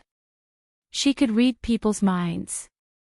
Therefore, in terms of opponents, if their opponents were too weak, they would gradually relax and feel that they were already strong enough. They would no longer work hard or fight for anything. However, they did not know that they were just frogs at the bottom of a well. They were stuck in the same place, while others were working hard to the peak. For example, in school sports and running competitions, if the opponents in the same group were too weak, then the results of the entire group would not be too high. Perhaps they were already complacent, but compared to the people in the other groups, they were lagging by a lot. Yun Jian understood this a long time ago, so she never wanted her opponents to be too weak. She even wanted to go to more dangerous places to challenge herself. Because only by tempering oneself and walking on the edge of life and death could one become the ultimate king. In the eyes of outsiders, Yun Jian's action of killing King Wu looked like she had easily killed King Wu with a single move. Therefore, the surrounding people were dumbfounded. Especially the black-haired girl who had just said that Yun Jian wanted to kill them. Now, the black-haired girl's face was terrifyingly dark. Inside the prison, the people who were originally sitting lazily and watching the show all stood up at this moment. The martial king had dominated the prison for a long time. It could be said that he had never met a worthy opponent in all these years. Therefore, the people in the prison were already numb, thinking that no one would be able to kill the martial king in this lifetime. But no one expected that the person who killed the martial king would come. Furthermore, she was an underage girl. For a moment, everyone was dumbfounded. Yun Jian. Yu Xiaoluo gulped. He took a long time to call out Yun Jian's name. In the end, he could not say anything. Although Gu Junjian already knew Yun Jian's identity, the moment Yun Jian rushed up, he still broke out in a cold sweat for Yun Jian. Now that he saw that Yun Jian was safe, Gu Junjian felt a sense of relief. At this moment, Yun Jian walked up to Gu Junjian and the others. She wiped the blood off the butterfly knife, then put it away. She stood in front of Gu Junjian and the others and said generously, "All right, I can go now." Go? Go where? Yu Xiaoluo did not understand, but he was the first to react. At this moment, Yun Jian had already walked to the door of the prison cell. Yun Jian, are you thinking of breaking out of the prison? Yu Xiaoluo said in horror. At this moment, the people around the prison turned their gazes over. Chapter 1440. A small unbroken prison. This is a small and broken prison. The people present were shocked by Yunjian's words. A small and broken prison. Little girl, we admit your strength, but you actually said that this is a small and broken prison. The prison in our dungeon is as strong as iron. Not to mention the entrance of the dungeon, even the prison's cage has a password lock installed. It's a system device. If you want to open the door, you have to use Glenn's fingerprints to open the cage. In addition to the prison's cage, you have to go all the way to the dungeon's entrance. The dungeon's entrance also requires Glenn's fingerprints to unlock the password lock. Here, there are 2 thresholds. Not to mention the guards that were patrolling the area. Moreover, if we casually touch the password lock, the alarm system will immediately be pulled. We will be caught before we can even start to escape.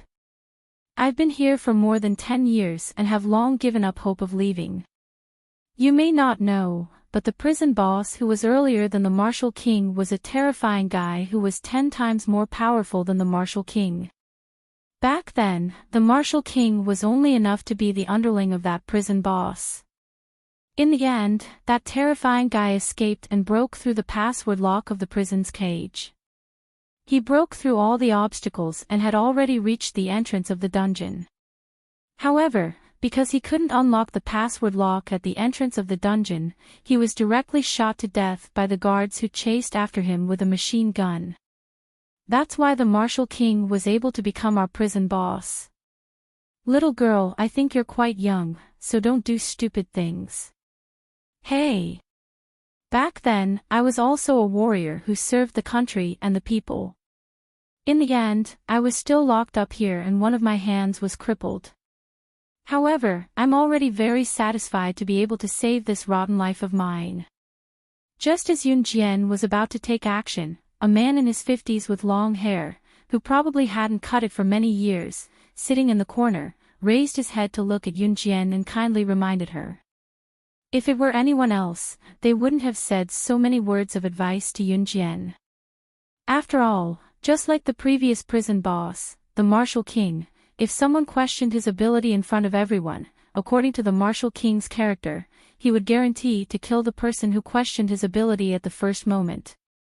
The words of this man with long hair in his 50s made Yun Jian narrow her eyes, and made Zhengliang, Black Sister, and the others turn pale with fright. First of all, it can be confirmed that the terrifying guy that this man was definitely the one Zhengliang mentioned before, the one who escaped the farthest and was shot to death by a machine gun because he couldn't unlock the password lock at the entrance of the dungeon. However, everyone didn't expect that person to be 10 times more powerful than the Martial King. If that was the case, would Yun Jian not have an even lower chance of winning? Wanting to escape, that was simply courting death. Escaping prison, that is death. Yun Jian, don't drag us into your mess. I've been putting up with you for a long time. You've been causing trouble for us since the beginning. Look what you've done now. We're all going to die here. Hee, then do you know how to unlock the password lock? Have you ever thought that if you escape, you will be like the previous boss, who was shot to death by a machine gun because he couldn't unlock the password lock? Don't make trouble for us, we. Black Sister clenched her fists and made a gesture of tolerating Yun Jian for a long time. Gotcha. However, before Black Sister finished speaking, the sound of a lock being unlocked was heard. Black Sister and the others turned their heads in surprise, only to see that Yun Jian had already unlocked the password lock in her hand. Chapter 1441. Careless. He accidentally unlocked the password lock. Everyone was stunned. In front of the prison cage was a door with a password lock. This password lock was monitored by a computer program. Unless Glenn pressed his finger and fingerprint on the top of the password lock could not be unlocked. Otherwise, if someone reached out and pressed 3 buttons on the password lock would sound an alarm. If someone tried to escape, the guards in the prison would immediately know and rush over. Normally, if the alarm did not sound, there would be no guards patrolling here. Because without the password lock, the prison cage was extremely stable. Even if it was bombarded with cannons, it would not be able to blow it open. The cage of the prison was only a little worse than the entrance of the dungeon, so Glenn had no intention of sending anyone to guard this place. This was because if someone wanted to escape, they would touch the combination lock. Once the combination lock was touched, a loud alarm would sound. In this way, the guards would immediately know and rush over. If they did not touch the password lock, the people here would not be able to break the cage at all, nor would they be able to get out. The terrifying fellow who had escaped to the entrance of the dungeon was already the most powerful one among all the prisoners in the dungeon who had escaped. Even he had to spend a few months before he was able to crack the combination lock. Most people had not even stepped out of the prison cage before they were discovered because they had touched the password lock and sounded the alarm. There was an unwritten rule in the dungeon, and that was, once someone was found to have escaped from prison, they would be shot on the spot. Therefore, there were many people who had died trying to escape from prison over the years. Over time, the people here did not dare to take the risk of escaping from prison. But what happened today? Black Sis had just finished speaking, and before she could finish speaking, Yun Jian had already unlocked the password lock. This? Yun Jian, you. At this moment, Black Sis had just recovered from the shock of Yun Jian killing the Martial King. In the end, she had just opened her mouth to say something righteous when Yun Jian ruthlessly slapped her in front of everyone. This time, Black Sis's face really darkened. Originally, it was not black, but it had really turned black. I won't force you to break out of prison with me. Now, those who are willing to come with me, those who aren't can stay. Also, if any accidents happen during the escape, I won't be responsible, because I can still leave without you. Yun Jian looked at everyone in the prison. She reached out and shook the password lock in her hand. In the next moment, she threw the password lock in her hand to the ground. However, she curled her red lips. Although she said that, Yun Jian glanced at Gu Junjian. She was here to save Gu Junjian. As for why she invited others, it was because she was not alone. She wanted to bring Gu Junjian out. The more people, the safer Gu Junjian. Even if the guards were to catch up, Gu Junjian would not be the first to die. Don't blame her, Yun Jian, for being cruel. This was the way of survival. To achieve one's goal by hook or by crook, this was the principle of being a secret agent. She, Yun Jian, was never a good person, and had never admitted that she was. I'll go with you. The man in his 50s who kindly reminded Yun Jian just now stood up and spoke first. His hair was very long because it had been a long time since he had trimmed it. I don't want to stay here anymore. Instead of staying here for the rest of my life, I might as well fight for my freedom. Even if I die, I won't regret it. My name is Wei Gear, a police officer from Country Y. I'll go with you. The man who called himself Wei Gear looked at Yun Jian and spoke. Those who want to go, follow me. Those who don't, I won't force you. Yun Jian curled her lips. She did not answer Wei Gear. Instead, she curled her red lips. It was obvious that Yun Jian was not going to say welcome.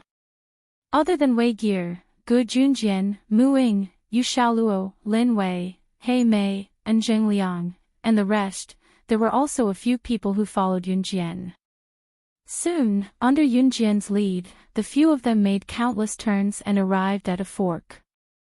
There were 2 guards standing in front of the fork, each holding a machine gun in their hands. Yun Jian waved her hand to signal for everyone to stop. Then, she bit on an unused butterfly knife in her mouth and rolled towards the 2 guards. What shocked He Mei, Yu Xiaoluo, and the rest was that Yun Jian rolled on the ground and arrived in front of the 2 guards. Logically speaking, in such a quiet environment, this roll should have made some noise. However, the strange thing was that Yunjian's roll did not make any noise at all. Yunjian was not human at all, this supernatural thing. Chapter 1442. Yunjian silently rolled to the side of the two guards. She did not reach for the butterfly knife in her mouth. Instead, she stood behind the two guards. Because the dungeon was built in the basement, there was no light all year round. They could only rely on electric lights to light up the passageway. Although Yunjian's movements were silent, when the light shone on the ground, they could see her figure. The two guards originally had their backs facing Yunjian. When they suddenly saw that under the light, other than their own shadows, there was another small shadow on the ground in front of them, they were immediately shocked. After all, if someone approached them in such a quiet place, they would definitely make some noise. Moreover, the two guards knew very well that if someone wanted to escape from the prison cell, they had to crack the password lock. If the password lock could not be cracked by pressing it 3 times, the alarm would immediately be sounded. The only person who could crack the password lock was the terrifying person who had escaped to the entrance of the dungeon and was shot to death by the guards with a machine gun. Therefore, these two guards were not on high alert to begin with. After trembling violently, the two guards wanted to turn around as if they had seen a ghost. Gu Junjian, Enjing Liang, Hei Mei, Yu Xiaoluo, and the others who were hiding in the corner were terrified. The two guards turned around. Just as the guards turned around, however, they saw that Yunjian and Gu Junjian and the others who had peeked their heads out from the corner had already left the cell. The guards were about to cry out in shock when they heard Yunjian's voice. Yunjian, who was standing in front of the two guards, suddenly reached into her pocket and took out 2 pieces of paper that were rolled into a circle. The two guards were shocked that Yunjian and the others had escaped from the prison and were about to scream. She took out the paper towels with both hands and stuffed them into the two guards' mouths before they could make a sound. Then, Yunjian grabbed the two guards' jackets and used their own jackets to completely tie them up. Yunjian then held the butterfly knife that was biting her lips in her hand. She pressed the butterfly knife against the neck of one of the guards and called Gu Junjian and the others who were hiding in the corner to come over. Gu Junjian and the others walked over very carefully. There were only 2 guards nearby, but they still chose to be careful in order to prevent any accidents. Yunjian, why don't you just kill them? Why are you wasting time here? Hei Mei said to Yunjian angrily. Yunjian ignored Hei Mei. She lowered her head and looked at the 2 guards. She whispered to the guard whose neck she was pressing, "Dungeon entrance, lead the way." Hei Mei was a little angry that Yunjian did not kill them and was wasting time here. But after hearing Yunjian's words, Hei Mei suddenly came to her senses. The dungeon was very large. Hei Mei immediately felt that what she said just now made her seem stupid. Yunjian's eyes stared straight at the guard whose neck she was pressing against. The guard shook his head desperately and tried to break free. He even tried to knock on the ground with his feet to ask for help. It was a pity that Yunjian stabbed the guard's temple just as he was about to flee.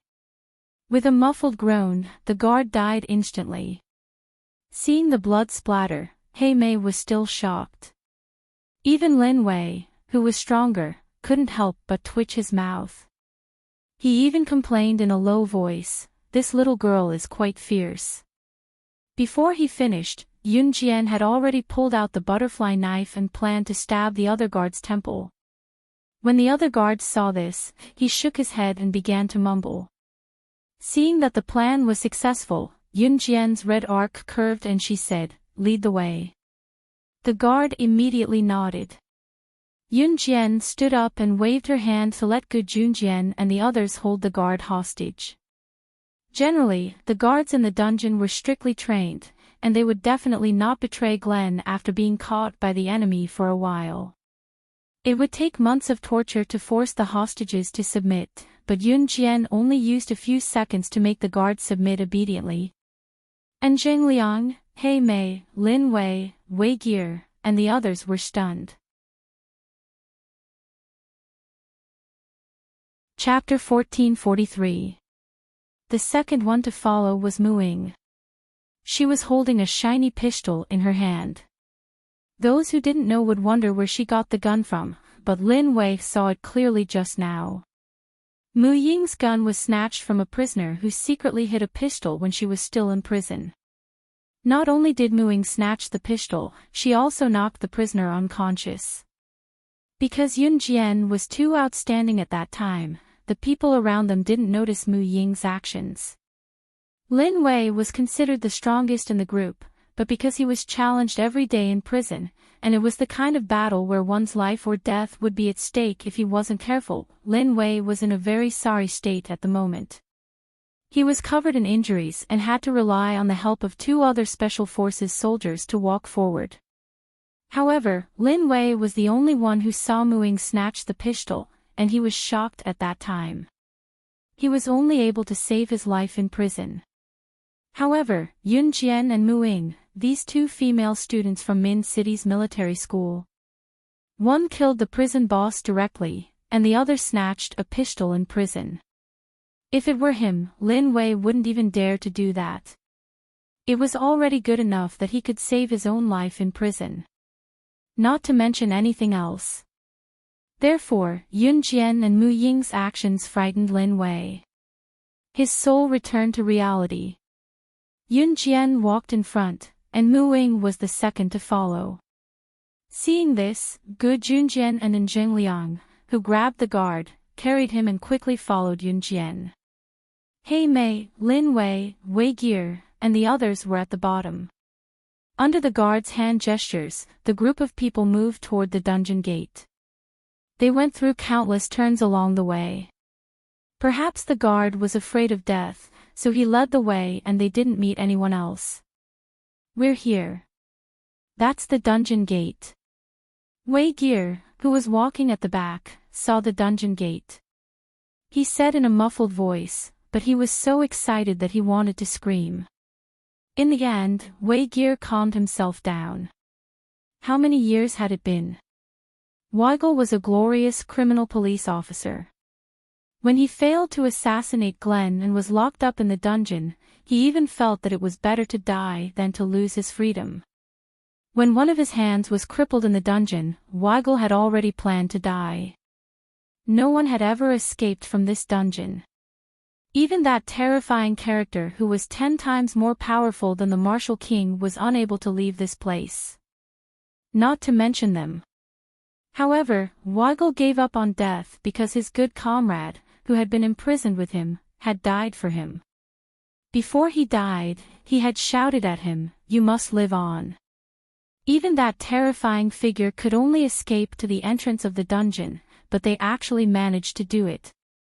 Wei Gear was excited. At the same time, he was 100% certain about Yun Jian's strength. This little girl's strength was definitely not inferior to that terrifying figure from back then. Perhaps they could really leave this place. They soon arrived at the entrance of the dungeon. There was a password lock hanging above the entrance. This password lock was even more complicated than the password lock in the prison back then. Ordinary people would not be able to understand the program on this password lock. Yun Jian, quickly unlock it. Blackie said excitedly. At the same time, her heart clenched tightly. It's too late. They're coming. Yun Jian narrowed her eyes. She looked ahead, the way they came. However, she saw that directly opposite the dungeon, a large group of fully armed guards rushed in front of Yun Jian and the others. Each of them carried a machine gun in their hands. Ah! How did they discover us? Blackie was so scared that her legs instantly trembled. The few people present immediately recalled that this was where that terrifying figure was shot to death by the guards' machine guns. After so many years, the scene from back then had reappeared once again. Yun Jian wanted to unlock the password lock on this side of the dungeon. Naturally, she would need more time than the prison. And now, the guards were all holding machine guns in their hands. The muzzles were pointed at everyone present. That's how that terrifying figure died back then. We've been discovered. It's over. It's really over. Wei Gear was paralyzed on the ground as he said these words. With me here, do they really think that these few machine guns can stop us from leaving this place? Yun Jian smirked and laughed coldly. Forget about machine guns. Someone once tried to bombard her with cannons and she easily dodged it. She did not care about these few machine guns at all. Yun Jian's words were just normal words in her eyes. However, in the years of Blackie, Wei Gear, Lin Wei, and the others, these words had a very different meaning. Humans, against machine guns, could still survive. This was the first time they heard such a statement. Without a doubt, they were very suspicious of Yun Jian's words. Even Gu Junjian looked worried. Chapter 1444. The group of guards did not say a word. They raised their machine guns and were about to fire. Yun Jian did not say anything. However, she had already noticed that there was a surveillance camera right above the entrance of the dungeon. There were also surveillance cameras along the way. However, the path they took earlier was the only way. There was no other way. Or to put it another way, Yun Jian knew from the start that the guards had purposely led them here. At this moment, the group of guards had already raised their machine guns. Mu-ing, take them away. Just as the group of guards were still loading their machine guns and were about to point their machine guns at Yun Jian and the rest, Yun Jian shouted. She grabbed the guard who was in front of Gu Junjian and the rest and rushed towards the group of guards. This scene almost made Zhengliang, Wei Gear, and the rest go crazy. Lin Wei frowned and then shouted at the figure that Yun Jian was rushing towards, "Young lady, come back. You'll die." She was going to face the group of guards with machine guns alone. Did she want to die? Lin Wei was purely concerned about Yun Jian. Hence, he reached out to grab the corner of Yun Jian's clothes. However, he did not expect Yun Jian's reaction to be so fast. She grabbed the guard who was holding her hostage. She could still run so fast while holding a person. In the blink of an eye, Yun Jian was already about 5 to 6 meters away from the group of guards with machine guns. Seeing Yun Jian rush over, the group of guards originally planned to deal with Gu Junjian and the rest who were around Yun Jian first before dealing with Yun Jian. However, because of Yun Jian's sudden rush, she was already in front of them. When the guards saw this, they immediately turned their machine guns that were aimed at Gu Junjian and the rest to Yun Jian who was rushing towards the group of guards. All the machine guns were aimed at Yun Jian alone. She had lured the machine guns away for Gu Junjian and the rest, taking on the barrage of bullets alone. She was going to die for sure. Even Gu Junjian, who had always been confident in Yun Jian and knew of her identity, shouted at Yun Jian, "Xiao Jian, come back. It's dangerous." Gu Junjian shouted as he chased after Yun Jian. Before Gu Junjian could go after her, however, Gu Junjian, and Zhengliang, Blackie Mei, and the rest who were standing where they were saw a frightening scene. Yun Jian did not even turn back as she rushed over. Some of the guards who were armed with machine guns had already loaded their guns and aimed them at Yun Jian. Bang, bang, bang, bang, bang. Gunshots rang out one after another. Yun Jian dragged the guard who led the way just now and placed him in front of her like a meat wall. The bullets from the machine guns hit the guard hard. The guard's eyes were still wide open before he died. As he could not make a sound, he grunted twice before he died in terror. Yun Jian did not stop dragging the guard's corpse. The machine guns in the guard's hands could penetrate a person's body. After the gun hit the guard in Yun Jian's hand, it paused for a second before it went through Yun Jian, who was behind her. If it was anyone else in Yun Jian's position, they would probably be dead now. However, for Yun Jian, this pause was enough. The moment the machine guns in the guard's hands stopped firing, Yun Jian threw away the guard's corpse in her hand. She jumped to the side. She had already arrived in front of one of the guards. In the next moment, Yun Jian used her elbow to smash the neck of the nearest guard standing in front of her. With one smash, she broke the guard's neck. At the same time, she snatched the machine gun from the guard whose neck she broke first. She did not even think about it.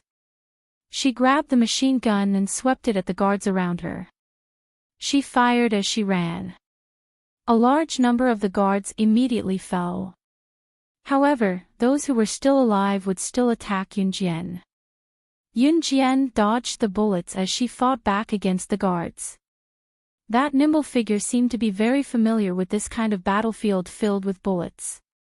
He was like a general who had survived a battle of life and death. And Zhang Liang, Blackie, and the others who were in the distance stared with wide eyes. They watched as Yun Jian finished off the last guard. Then, she threw the machine gun in her hand to the ground and walked back to them. There was no trace of blood on her body. However, her entire body reeked of gunpowder. The moment she turned around and walked over, her high ponytail swayed left and right. At that moment, everyone was in a daze. Chapter 1445. The battle only lasted for 3 minutes. Within those 3 minutes, Yun Jian executed hundreds of moves. Every move and movement was not allowed to deviate by even a millimeter. Everyone who stood rooted to the spot was stunned for 3 whole minutes. Even Mu Ying's eyes flashed with surprise. She was only about 9 years old when she died. She was dead, but Yun Jian was still alive, and Yun Jian continued to train her skills in the organization. After Mu Ying took on this body, she had been practicing martial arts with her parents since she was born into a military family. She was very hardworking and had the experience of being an assassin organization. Mu Ying's skills were not to be underestimated. Compared to Yun Jian, who grew up in the organization, however, the difference was like heaven and earth. Even Mu Ying could not help but marvel at Yun Jian's ability.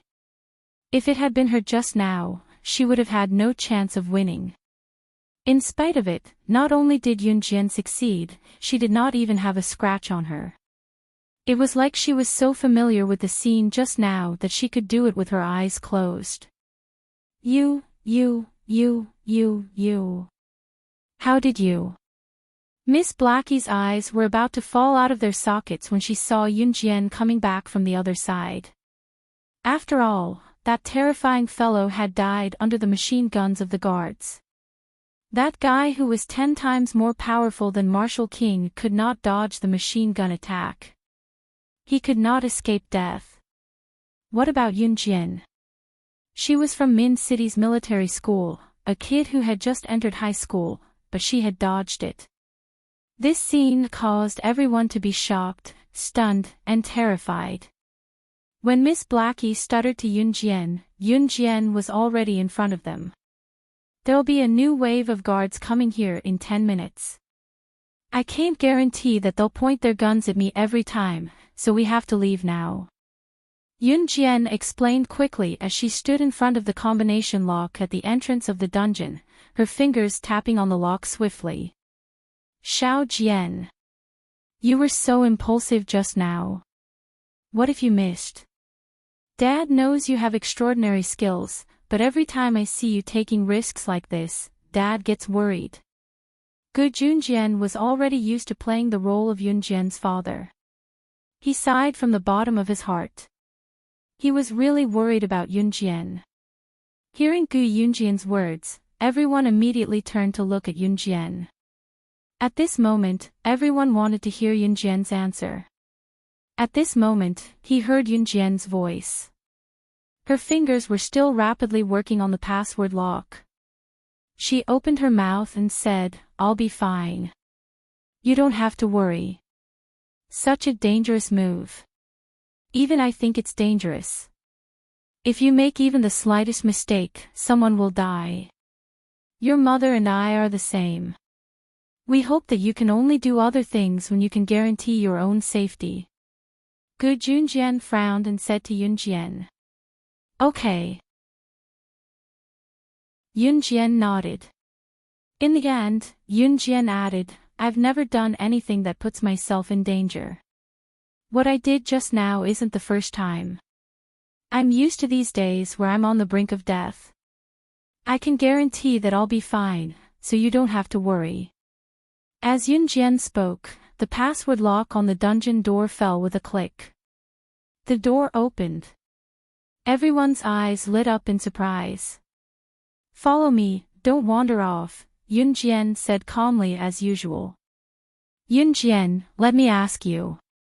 We were discovered when we first entered Glen's base. Did you walk out because you knew that Glen and his men were standing outside? Yu Xiaoluo, who had been silent for a long time, asked Yunjian. Everyone was surprised by Yu Xiaoluo's sudden question and turned to look at Yunjian. Yunjian did not reply. Just when everyone thought that Yunjian would not reply, Yunjian suddenly spoke. Yes, everything is going according to my plan. Moreover, Glen and the others were able to discover our traces because of me. My goal was only to enter the dungeon. Everyone already had a faint premonition about the first sentence, but the second sentence caused everyone to turn pale with fright. The moment they entered Glen's base, they were discovered by Glen and the others. This matter was actually directed and acted by Yunjian. Chapter 1446. Originally, he thought that he would be discovered as soon as he entered Glen's base camp. Yunjian's strength was only so-so. Even though Yunjian knew the back door of Glen's base camp and brought everyone into Glen's base camp in just 10 minutes, they were discovered not long after. This was also the reason why Black Sister didn't believe in Yunjian again and questioned Yunjian's strength. However, Yu Xiaoluo had just asked Yunjian if she knew that they had been discovered by Glen early on, so she walked out at the bottom of the stairs and was deliberately caught by Glen and the others before being sent to the dungeon. And Yunjian actually replied that not only was all of this in her plan, even the fact that they were discovered by Glen was all done by Yunjian on purpose. Yunjian had deliberately let Glen discover them and capture all of them to the dungeon. Yunjian, what do you mean by that? You actually let Glen discover our whereabouts and then capture us. The dungeon is such a dangerous place, yet you didn't discuss it with us. You said that Glen would capture us and let us in. Have you ever thought about what if we can't get out after we go in? I can understand that you want to save your father, but you can't let all of us take the risk with you. Just now, all of us were almost killed by you, do you know that? Black Sister suddenly reacted. The reason why they were caught in the dungeon was all because of Yunjian. When she thought of the scenes in the dungeon, she thought of the former prison boss, Marshal King, who used women as tools to vent his anger. Black Sister had lingering fear in her heart as she immediately spoke to Yunjian. In my world, there is no such word as if. If you say half a word of nonsense, I will kill you right now and let you completely shut your mouth. As Yunjian spoke, she snatched the pistol from Mu Ying's hand and loaded it with one hand. She directly pressed it against the temple of Black Sister, who was standing beside her and talking non-stop. Yunjian's eyes did not look at Hei Mei. She frowned slightly and looked straight ahead. The black-haired girl shuddered as the pistol was pressed against her temple. Yunjian's index finger hooked the pistol. The gun was already loaded. If Yunjian hooked it gently, her fate would be. In addition, Yun Jian had just snatched the machine gun from the enemy's hands with her bare hands and annihilated all the enemies. She had killed without blinking. Black Sister felt as if she was being stared at by the Grim Reaper. This feeling made her feel suffocated. Hey, Yun Jian, don't be violent. Let's talk nicely. And Zheng Liang hurried over to stop them. At the same time, he looked pleadingly at Gu Junjian, hoping that Gu Junjian would say a few words for him. Xiao Jian, put the gun down. Gu Junjian chimed in. Just as Gu Junjian spoke, Yun Jian lowered her hand that was pressed against the black-haired girl's temple. The black-haired girl breathed a sigh of relief. Just when everyone thought that Yun Jian had let go because of Gu Yunjian's persuasion, Yun Jian's red arc curled as she chuckled eerily. It's here. Ha! What's here? Everyone was baffled when they heard Yun Jian. They had walked out of the dungeon's entrance and were standing right in front of it. Everyone there, other than Mu Ying, was bewildered when they heard Yun Jian's words. Yun Jian tossed the pistol she had snatched from Mu Ying back to Mu Ying before looking around a corner. In the next second, she curled her red arc and said, Glenn, come out. Aren't you tired after watching for so long? Glenn. Where was Glenn? Everyone tensed up in shock when they heard Yun Jian. Right now, everyone couldn't help but shiver when they heard the word Glenn. Yun Jian, can you stop scaring us? There's no Glenn here. If he's really here, why hasn't he come out? Otherwise, we would have been discovered long ago. Black-haired girl thought that her judgment was correct this time. She had just spoken, but before she could finish her words, clap, clap, clap. A round of applause sounded. In the next second, a short, ordinary-looking old man in his 50s or 60s walked out from the corner that Yun Jian was looking at. Was this old man who exuded a menacing aura not Glenn? Everyone was shocked when they saw him. Glenn spoke abruptly, his words directed at Yun Jian. Chapter 1447. As Glenn spoke, he looked at Yun Jian with a probing gaze. As he spoke, Glenn had a cruel smile on his face, as if he already knew something incredible. It was a pity that Yun Jian did not fall for it. When she was slaying God, the top secret agent in the international ranking, Yun Jian did not mention that she was an old friend of Glenn's. At most, it was Glenn who invited Yun Jian to his base and stood behind her with his head bowed like a pug. That was the truth. If Glenn knew Yun Jian's identity, he would not have spoken to her in such a tone. Glenn was just putting on an act. Glenn's appearance had frightened everyone present. And Zheng Liang, Blackie, and the rest were shocked that Yun Jian could see Glenn hiding in the corner. At the same time, they were shocked by what Glenn said. He said that Yun Jian looked like the top international secret agent, slaying God. That was an extremely terrifying existence. Even as Interpol, they did not dare to come into contact with that existence. Gu Junjian was the only one who knew that Glenn's suspicion was right. Yun Jian was slaying God. Cut the crap. Let's do it. Yun Jian narrowed her eyes. She did not say anything else but said directly to Glenn. What an interesting young lady. Glenn smiled. His smile was more seductive than anyone else's. Glenn, you're old now. You might be able to live a few more years if you smile less. Stop beating around the bush. Just do it if you have the guts. Yun Jian shouted, provoking Glenn. That was the truth. Yun Jian was provoking Glenn by saying that. You. Glenn was angered by Yun Jian's words. Then, he rolled his eyes and felt that he had heard Yun Jian say that somewhere before. Just as Glenn was trying to recall where he had heard Yun Jian say that, Blackie's voice rang again with a member of the criminal police force from Country H who was also from Country H. What should we do? What should we do? She actually went to provoke Glenn. Doesn't she know we're in Glenn's headquarters? She was so arrogant just because she had the ability.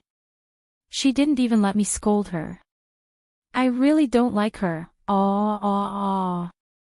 These words were said very softly, as if she was afraid that Glenn would hear her. Moreover, Black's sister and this member of the criminal police brigade who came from Country H with her spoke in their own country's language, Country H. People from H and Z looked almost the same. It was said that dating back to a long time ago, people from H and Z had the same ancestors. However, H country's language was completely different from Chinese. The reason why Miss Blackie spoke to the member of the criminal police brigade from Country H with her in the language of Country H was that she didn't want Yunjian to understand what she meant. To put it bluntly, Hei Mei completely thought that Yunjian couldn't speak H language, so she was so bold to say this in front of Yunjian. Yunjian raised her eyebrows. She didn't turn around to look at Miss Blackie, let alone pay attention to her. Instead, she pretended that she really couldn't speak H language.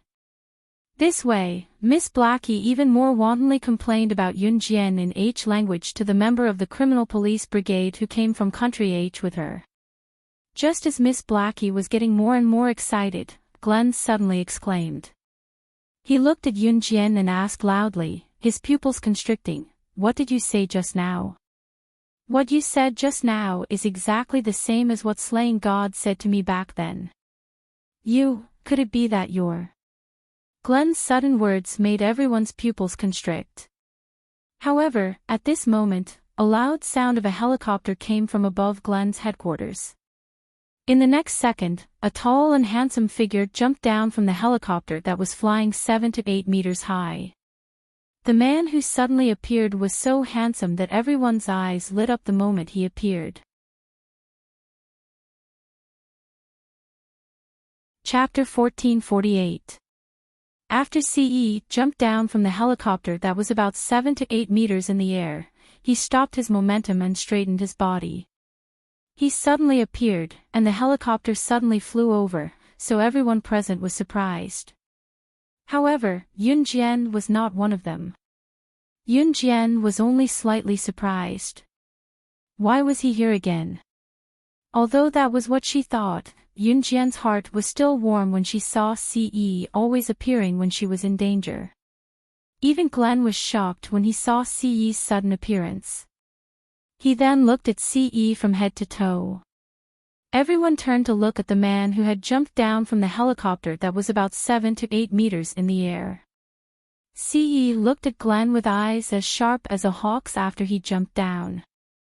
This glance caused Glenn to tremble slightly. He, Glenn, had been in the black market for decades. This was the first time he had felt the sharp gaze of a man in his 20s. His entire body involuntarily trembled for a while. However, CE's thin lips moved. He looked at Glenn with his sharp black eyes and said bluntly, "Glenn, the boss of the European and American underground black market. Who are you?" CE had already seen Yunjian. However, he did not walk over to her directly this time. Instead, he looked at Glenn. Glenn initially thought that other than Slaying God, who was ranked first on the International Secret Agent ranking, he would not lose his imposing manner in this world. However, he did not expect that today. Not only did a young lady appear and attack his imposing manner, but now there was also a man who had such an imposing manner that he could not even speak. Glenn took a deep breath and replied to CE, "That's right, I'm Glenn. You are, who I am is not important. What's important is that because of what you've done, your position as the boss of the European and American underground black market is gone," CE said coldly. Yunjian saw that CE did not come over, so she walked over to CE. The people standing beside Yunjian were stunned. Who was this man? What right did he have to say that Glenn's position as the boss of the European and American underground black market was gone? Just as he was thinking this, Yunjian was already standing in front of Glenn. Seeing Yun Jian walk over, Ce leaned to the side and reached out to grab Yun Jian's hand. You, what are you? Why do you say that my identity is gone? Glenn didn't believe it and shouted. Ae. Xiao Jian. Gu Junjian came to Yun Jian and Ce and called out softly, looking at Yun Jian and Ce. Old Gu, do you know this man? Yu Xiaoluo glanced at Ce and walked over with the others. This is my daughter's man. Gu Junjian said proudly. With Ce around, Gu Junjian was not worried at all. Ce and Yun Jian were capable people. Once they heard that such a handsome man was Yun Jian's man, the people standing beside Gu Junjian looked over. Black Girl's gaze was drawn to Ce the moment she saw him. Glenn saw that the people standing in front of him were no longer afraid of him, especially after what Ce said. He was infuriated. In the next second, he growled into the dark, "Come out. Catch them. Catch all of them." Glenn was still in the mood to tease Yun Jian just now, but he was only left with rage now. Glenn's men, who were originally hiding in the dark, only waited for Glenn's order to come out with machine guns on their shoulders. Despite Glenn's roar, there was no movement in the dark at all. Where are they? Where are they? Come out, all of you. Glenn was panicking now. No matter how capable Glenn was when he was young, he was old now and his ability was not what it used to be. If it were not for the group of powerful guards, he was at most a good-for-nothing. Chapter 1449. The words "in Hun organization" struck a chord in everyone's heart. Everyone was stunned by the deadly words. At this moment, everyone's eyes were fixed on the tall and handsome man. Ce's words struck fear into everyone's heart. An Hun organization. Even Glenn, who was still panicking about his men's whereabouts, lost his voice and screamed. Shock, fear, all of these emotions surged into Glenn's heart at that moment. Glenn was not an ordinary person. He was the boss of Europe and America's underground black market. He was the symbol of the underground forces in Europe and America. Yu Xiaoluo and the rest who were standing in front were shocked and they heard Glenn scream. This man, or rather, Gu Yunjian's son-in-law, was related to the In Hun organization. Moreover, he could mobilize the In Hun organization to fight Glenn just because of this. This meant that Ce was not an ordinary member of the In Hun organization. If that was the case, could it be that Ce was, "You're the boss of the In Hun organization. She's the #1 international secret agent, slaying God." Glenn was smart. He immediately identified Ce and Yun Jian. In Hun organization's boss. He's the boss of the In Hun organization. And Yun Jian is the #1 international secret agent, slaying God? How is this possible? This is impossible. Blackie's pupils dilated in disbelief. She was so shocked that she shrieked on the spot. Blackie did not think of this at all. Even Gu Yunjian's eyes flickered. What do you mean impossible? Do you think I don't know slaying God? Her every move can't be imitated by outsiders. Every time she appears, it's a different face. And the In Hun organization. Do you think anyone can start a war with the In Hun organization just because they want to? Only the boss of the In Hun organization can command the entire In Hun organization. Don't think I can't tell. Glenn knew that he would not be able to escape death. Slaying God, the top international secret agent ranking, and the leader of In Hun were both here. It would be a miracle if he could survive. The day he stood in this position, Glenn knew that he would have this day. But before he died, he wanted to put Yun Jian and Ce in a difficult position, especially this group of criminal police officers. They probably didn't know. Hee hee. In fact, their most wanted criminals were the two people in front of them. Ha ha ha. Since you destroyed me, then I won't let you have it easy either. I, Glenn, don't know anything else in this life, but I'm good at judging people. Every word and action of slaying God matched perfectly with this young lady. She was not slaying God. Bullshit. Glenn was going to say something more. Before Glenn could finish, however, he was shot in his vitals by the muzzle of a silver pistol that CE pulled out, killing him instantly. On the way, Glenn didn't even have the chance to react.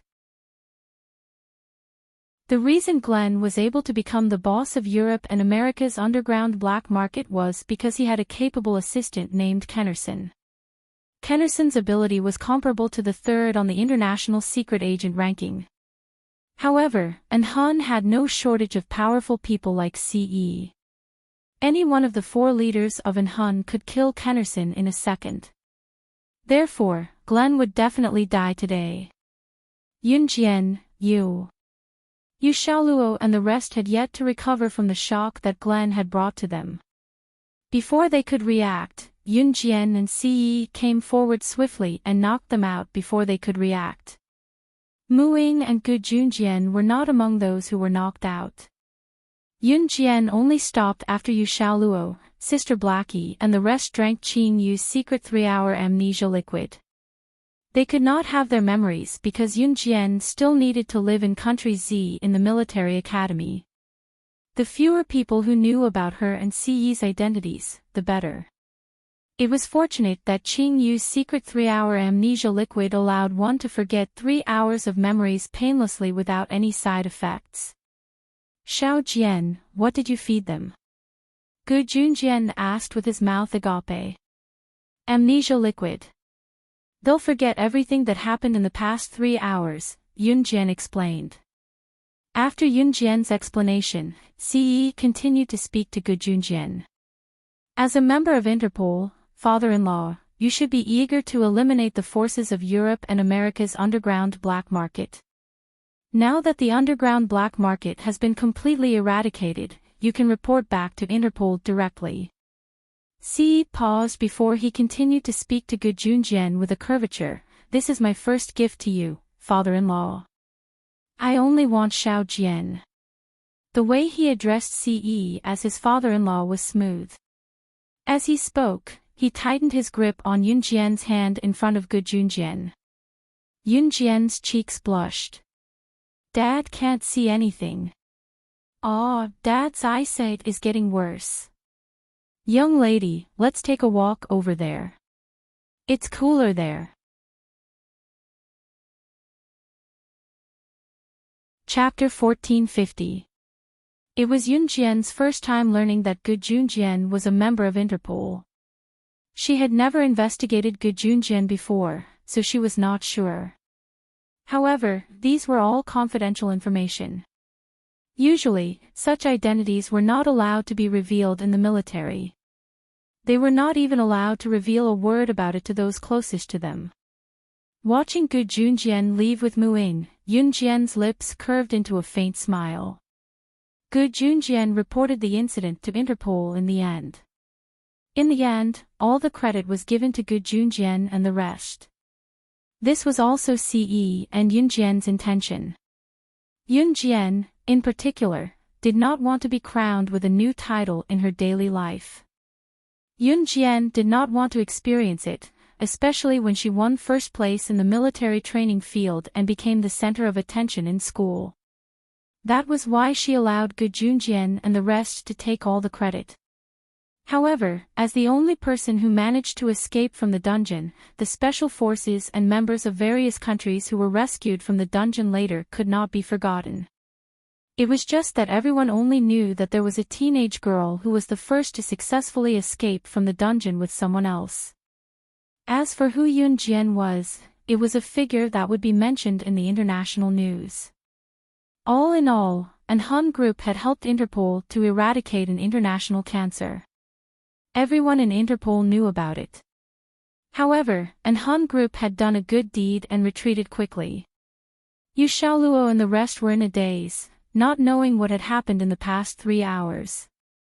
Gu Junjian brushed them off and did not pursue the matter further.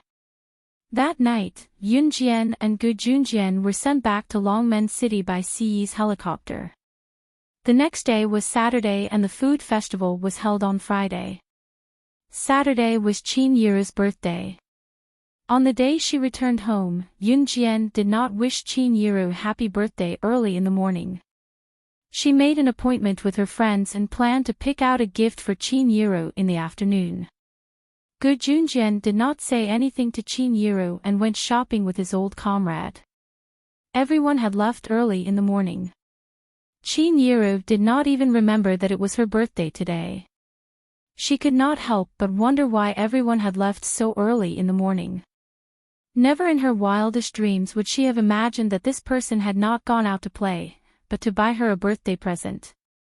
Yun Jian made an appointment with Lu Fian.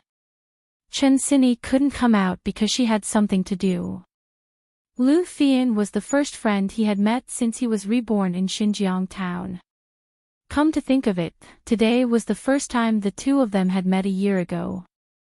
Some time ago, Lu Fian was disappointed when she found out that Yun Jian had gone to Min City after she had finally gotten into a school in Longmen City.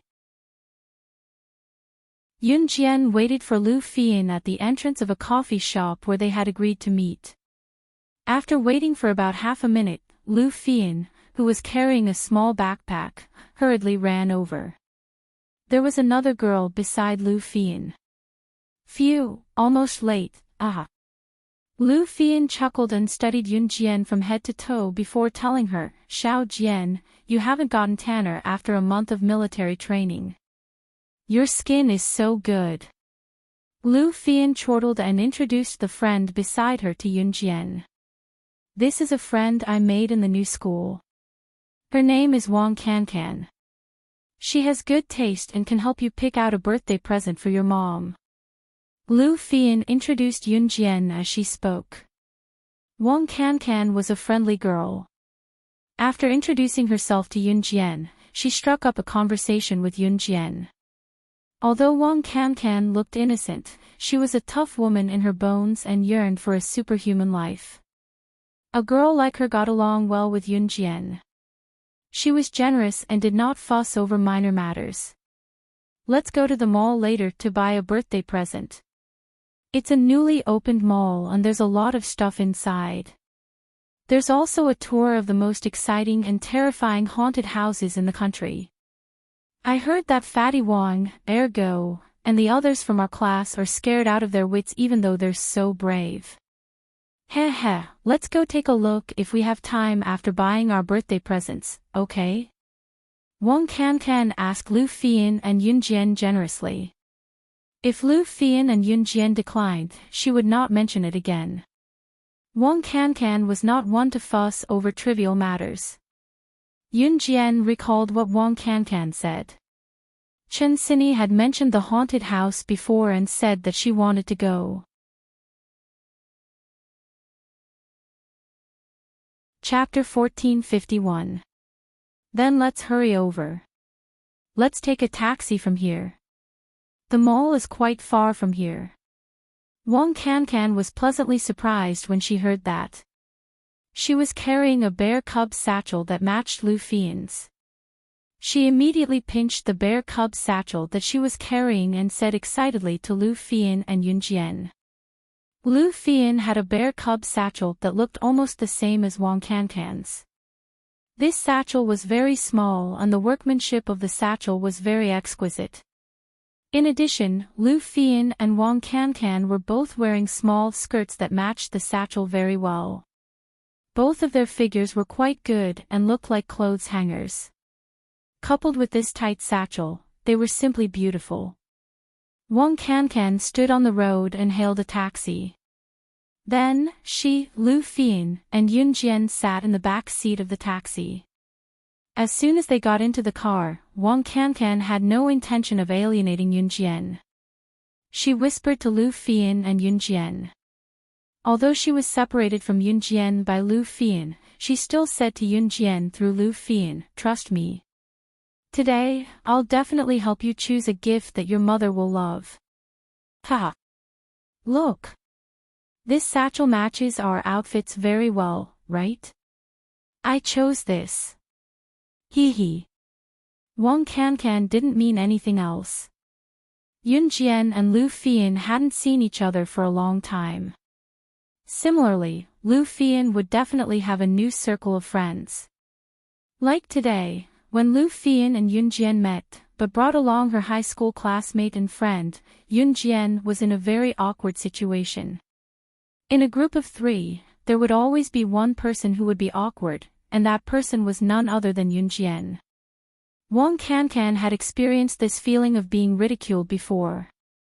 She really couldn't bring herself to continue chatting with Lu Fian and then ridicule Yun Jian. It's very beautiful. I trust your judgment. Yun Jian smiled back. Along the way, the 3 of them kept discussing their school life. In fact, Yun Jian was the one who listened. Wang Cancan and Lu Fian kept chatting. Then, as they talked, they asked Yun Jian a question. When Lu Fian mentioned to Wang Cancan that Yun Jian was studying in the military academy, Wang Cancan's eyes lit up as he looked at Yun Jian. Wang Cancan wanted to be a superwoman. The moment she heard that Yun Jian was studying at a military academy, she was so excited that she stepped past Lu Fian and grabbed Yun Jian's hand. Yun Jian, I've always admired soldiers who protect our country. Especially a girl like you who actually chose to go to a military school. I feel that this requires perseverance and courage. It's a very admirable move. Wang Cancan's actions made Yun Jian smile softly, and she replied with 2 sentences. However, just as he said that, the taxi driver's words were heard. We've arrived at the dynamic shopping center. The 3 little sisters can get off now. After paying the fare and alighting, Wang Cancan brought Yun Jian and Lu Fian to a milk tea shop in the dynamic shopping center to buy milk tea. I took a look. The haunted house is in the basement of the dynamic shopping center. Should we go there first or pick a present for your mom first? Wang Cancan asked Yun Jian from her seat. Let's go to the haunted house first. Xiao Jian, are you okay with that? We don't have to carry the present for Auntie when we enter the haunted house. It'll be bad if we're too scared and break the present. What do you think, Xiao Jian? Lu Fian asked for Yun Jian's permission. I'm fine with anything. Yun Jian was not picky. Just as Yun Jian said that, one of the teenagers sitting at the table next to the milk tea shop poked his head over to ask. Hey, are you guys going to the haunted house in the basement of the dynamic shopping center too? I heard that it's super scary. It's the scariest hospital-themed haunted house in the history of the Guinness Book of Records. The haunted house's name is Sichuan Mental Hospital. There's a strict rule there. They say that girls must be accompanied by strong men. You 3 girls might be stopped if you go alone. Chapter 1452. It was true that Sichuan Medical Hospital was the scariest themed hospital in the history of Guinness World Records. The boy did not spout nonsense. It was obvious that he was here to hook up with Yun Jian and the girls. So when he said this, the boy immediately changed his tune. We're going to the haunted house in the basement as well. Aren't you girls afraid to go alone? Why don't we team up and go together? The boy spoke to Yun Jian and the girls in a roguish tone. Sichuan Medical Hospital had been in Longmen City for a week now. It was only a week's time. After a week, the people from Sichuan Medical Hospital would be leaving for the next haunted house location. Due to the reputation of Sichuan Medical Hospital and the fact that it was limited to 1,000 visitors per day, there were many who came from other places just to experience the scariest haunted house in the history of Guinness World Records. Therefore, not only did Longmen City's residents rush to Sichuan Medical Hospital, even people from other provinces came to visit. The place was packed every day. Just as the boys said that, Yunjian's cold voice rang. No need. Yunjian's reply made the boy's face freeze. Ah. The boy did not expect Yunjian to reject him so easily. The milk tea is here. Let's pack it up and take it away. There must be a lot of people queuing at the entrance of Sichuan Medical Hospital. Let's line up at the entrance and the milk tea will probably run out by the time it's our turn. Lu Fian had gone to get the milk tea earlier and told Yunjian and Wang Cancan when she came back from the front desk. Lu Fian had heard half of what the boys said to Yunjian and Wang Cancan just now. Yunjian stood up at once while Wang Cancan glared at the guy who tried to strike up a conversation with her before following Yunjian and Lu Fian to where they were. The boy was obviously deflated. He touched the bridge of his nose and smiled innocently at the boy and girl sitting beside him. After Yunjian and the other two left, another boy, who was obviously the boy's brother, put his arm around the boy's shoulder and teased him with a laugh. Zhou Dongxuan, I didn't expect you to fail at picking up girls. Ha ha ha. Look, those 3 girls didn't even look at you. No matter what, you're still the school hunk of second high. How come you don't even have this bit of charm today? The boy teased the boy named Zhou Dongxuan. Go go go. Surnamed Lu, don't talk too much. And those 3 girls. I believe we'll meet them again later. The boy named Zhou Dongxuan blinked his eyes and said expectantly. Yunjian and the other 2 had already arrived at the basement. Sichuan Medical Hospital had built the temporary office in the basement. The registration was done there, and there was a queue to get in. After buying the tickets and lining up, Wang Cancan and Lu Fian were both excited and scared. Sipping the milk tea in her hand, Wang Cancan said to Yunjian and Lu Fian, are you guys scared? Once I think about how we're going to enter the haunted house, my heart squeezes. Wang Cancan had just finished speaking when she saw Yunjian acting like it was none of her business. She paused and could not help asking in surprise, what's the matter? Aren't you scared?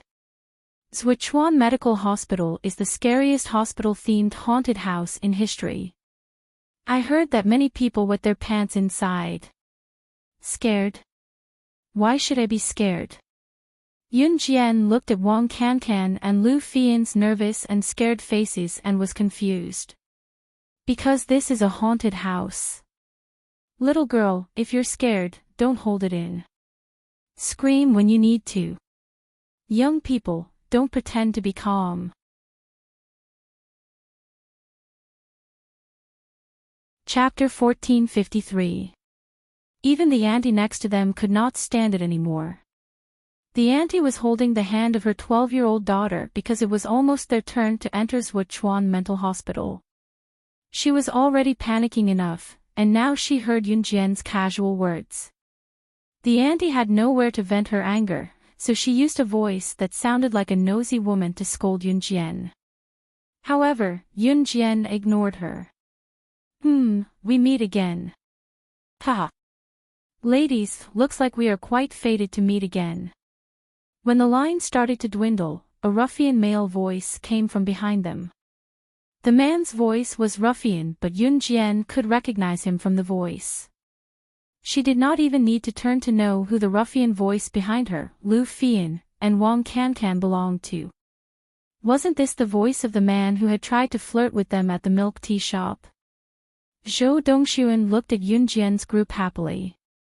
He did not expect to run into Yunjian's group again so soon. Regarding the fact that they were about to enter the haunted house, everyone present expressed their fear. However, as a man of honor, Zhou Dongxuan felt like he should act bravely before the girls. Especially in such a scary haunted house, if the girls were scared, they might even crawl into his arms. Just the thought of it was enough to make him excited. Therefore, Zhou Dongxuan started to flirt with Yunjian's group even more. I'm not lying to you. The girls here really don't allow us to enter directly. Sichuan Mental Hospital is different from other haunted houses. It is the scariest haunted house in history with a hospital theme. I heard someone was scared to death here before. Therefore, the girls have to be accompanied by strong men. Zhou Dongxuan was not lying about that. Yun Jian had already seen it from the notice board in the distance. She pursed her lips. Then, can you bring us in with you? Just bring us in, and we'll split up once we're inside, Wang Cancan asked Zhou Dongxuan. Sure. We have 5 people here. The 3 of you can form a team and go in. Zhou Dongxuan said generously. At the same time, he glanced at Yun Jian. Yun Jian didn't say anything this time. Zhou Dongxuan was the school hunk of Longmen City's No. 2 high school. A guy like him who looked handsome to others was bound to be pursued by girls. For example, the 2 girls who had been following Zhou Dongxuan were Zhou Dongxuan's admirers. However, it was a pity that these 2 girls' looks were very ordinary. Usually, they relied on heavy makeup to support their looks and often mingled with Zhou Dongxuan's group. When walking outside to play, boys like Zhou Dongxuan, who had strong self-esteem, liked to bring 2 girls along at all times, even if they didn't like the girls. They only brought the girls because they could show off in front of the girls at any time. However, Zhou Dongxuan now had better candidates, and that was Yun Jian and the other 2. Not only were Yun Jian and the girls prettier than the 2 girls he brought along, they were also pretty and attractive. It made Zhou Dongxuan want to appear like a hero saving the damsel in distress in the haunted house when the trio wanted to hide under the floorboards out of fear. TSK, TSK. Zhou Dongxuan was thrilled just thinking about it. Especially showing off that he was not afraid of any ghosts in the haunted house to show off his masculinity. How fun could this be? Zhou Dongxuan was the school hunk of Longmen City's No. 2 high school after all. Although the 2 girls who came with him looked average, they were dressed rather fashionably with heavy makeup. Both of them wanted to attract Zhou Dongxuan's attention, but they did not expect him to invite Yun Jian and the girls.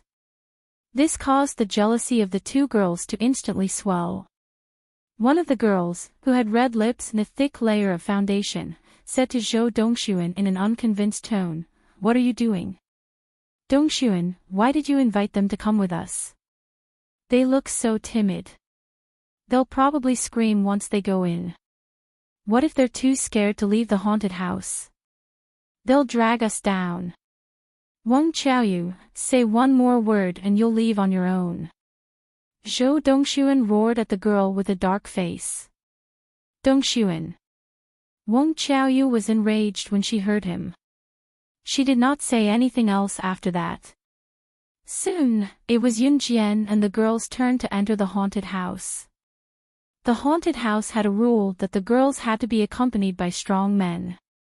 Zhou Dongxuan's group of 5 consisted of 2 girls and 3 guys. The 3 guys could be considered strong men. There were usually 4 to 6 people entering, but Zhou Dongxuan's group, including Yun Jian and the girls, had a total of 8 people. The staff of Sichuan Medical Hospital gave it some thought and agreed. They then distributed 2 sets of tools to Yun Jian and the girls. 2 flashlights and 2 shields. Yun Jian took one of the flashlights. As for the shields, Yun Jian gave them to Lu Fian and Wang Cancan. Just like that, the 8 of them walked into the dark entrance of the haunted house. The haunted house took up 3 floors of basement and the whole structure was based on the theme of a hospital. Therefore, the moment they stepped in, they could feel a chill coming from inside. Zhou Dongxuan and the others shuddered, and then slowly continued to walk forward. Yun Jian walked lazily like she was taking a stroll in her own backyard.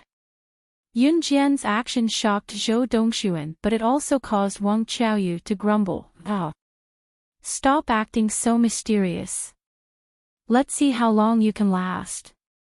Just as he finished speaking, a woman covered in blood suddenly stood up from a large bathtub covered in blood in front of everyone. Ah! Ah! Ah! No one expected a woman covered in blood to stand up from the empty bathtub. At this time, Zhou Dongxuan, Wang Qiaoyu, and the girls were so shocked by the sudden appearance of the woman that they screamed and covered their mouths. When everyone looked up, they saw that Yun Jian was not at all intimidated by the woman who was covered in blood. Instead, she went to the woman and studied her from head to toe before she grinned.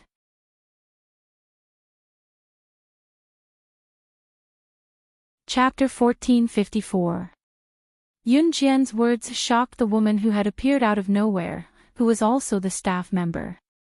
Usually, when a student of Yun Jian's age suddenly saw a female ghost emerging from the bathtub with blood all over her face, their reaction would have been as intense as Zhou Dongxuan and Wang Qiaoyu's. Even Lu Fian and Wang Cancan, who came with Yun Jian, could not help screaming when they saw the female ghost. One of the main reasons why Sichuan Medical Hospital was so scary was that the staff members acted as ghosts very realistically. The makeup technology turned the workers from normal humans into zombies or zombies.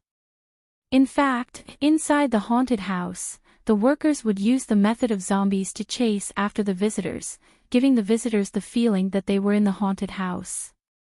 Sichuan Medical Hospital, Longmen City Station, was a large-scale haunted house that toured the country. There were dozens of medical scenes, abandoned hospitals, gory scenes, and insane doctors, nurses, and directors. Zombies crisscrossed, maze-like routes, terrifying traps, and secret passages. The visitors had to be on high alert during the game because there was no telling when the ghost would appear before them, as zombies were everywhere. The female ghost hiding in the bleeding bathtub was just the beginning. In spite of it, the female ghost hiding in the bathtub was enough to scare everyone to death. Zhou Dongxuan and the other two boys who wanted to show off in front of the girls shrieked like the girls. When Zhou Dongxuan, Wang Qiaoyu, and the rest, including Lu Fian and Wang Cancan, heard that Yun Jian was not afraid of the female ghost's sudden appearance, she even went up to reprimand the ghost for not being scary enough. This immediately eased the tension in the atmosphere. Zhou Dongxuan and the rest, who were scared half to death just now, snapped back to reality. Due to Yun Jian's words, the female ghost who was disguised as a staff member standing in the bathtub was stunned. She was completely stunned. After all, which girl who came to a haunted house to play did not scream or panic when she suddenly saw a ghost or hide behind a man to beg for protection? Instead, the ghost stood in front of her and told her that there was not enough blood. How could such makeup skills tell that she was a staff member at once? How was this little girl supposed to act like a little girl? This time, it was the staff member who was acting as a ghost who was taken aback by Yun Jian. Even though they knew that the female ghost standing in the bathtub was a worker in disguise, Zhou Dongxuan, Wang Qiaoyu, and the others were too scared to approach Yun Jian. Lu Fian and Wang Cancan, on the other hand, came to stand beside Yun Jian one after another when they snapped out of it. You're crazy. We came to come to the haunted house to have fun. If you say it like this, it won't be fun anymore. Wang Qiaoyu grabbed Yun Jian's ponytail and screamed. Wang Qiaoyu was already unhappy with Yun Jian, so she found an opportunity to scold Yun Jian. What are you talking about? What right do you have to criticize Yun Jian? When we came in, I said that we would split up after entering the haunted house. Now, you can go in your own group, and the three of us will go in a group. Don't walk together. Wang Cancan saw that Wang Qiaoyu was obviously not friendly to Yun Jian, so she shouted at Wang Qiaoyu, Zhou Dongxuan, and the others. Then she pulled Yun Jian and Lu Fian to the side. After taking 2 steps, Zhou Dongxuan urged them to stay. Hey, don't. Let's go together. My classmate didn't do it on purpose. I'll teach her a lesson. Then, Zhou Dongxuan turned around and scolded Wang Qiaoyu. This scolding indeed made Wang Qiaoyu shut her mouth, but it made her even angrier at Yun Jian and the other two. Wang Can wanted to pull Yun Jian and Lu Fian away, but looking at the darkness ahead and the zombies that could jump out at any time, she paused and followed Zhou Dongxuan. The group of people continued to move forward. On the way, Zhou Dongxuan asked Yun Jian, "Aren't you afraid?" "Why should I be afraid? This level of haunted house is not at the same level as Fujijiu haunted house. Fujijiu haunted house is not scary at all. This level of haunted house can't scare people." Yun Jian said this sentence very calmly. However, these words were very different in the ears of Wang Qiaoyu and the others. Fujijiu haunted house was recognized as the world's most terrifying haunted house. "Have you been to Fujijiu haunted house?" "Hee, don't talk to us as if you've been everywhere, okay? You make it sound like you've really been to Fujijiu haunted house."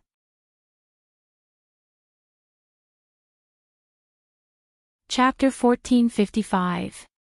Wang Qiaoyu did not believe that Yun Jian had been to Fujijiu haunted house. After all, it was widely acknowledged as the scariest haunted house in the world. Generally, to explore a large-scale haunted house like Fujijiu haunted house, not only did one need wealth, but more importantly, courage.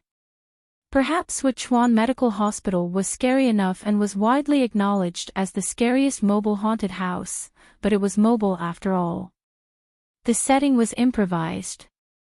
Fujijiu haunted house, however, was different.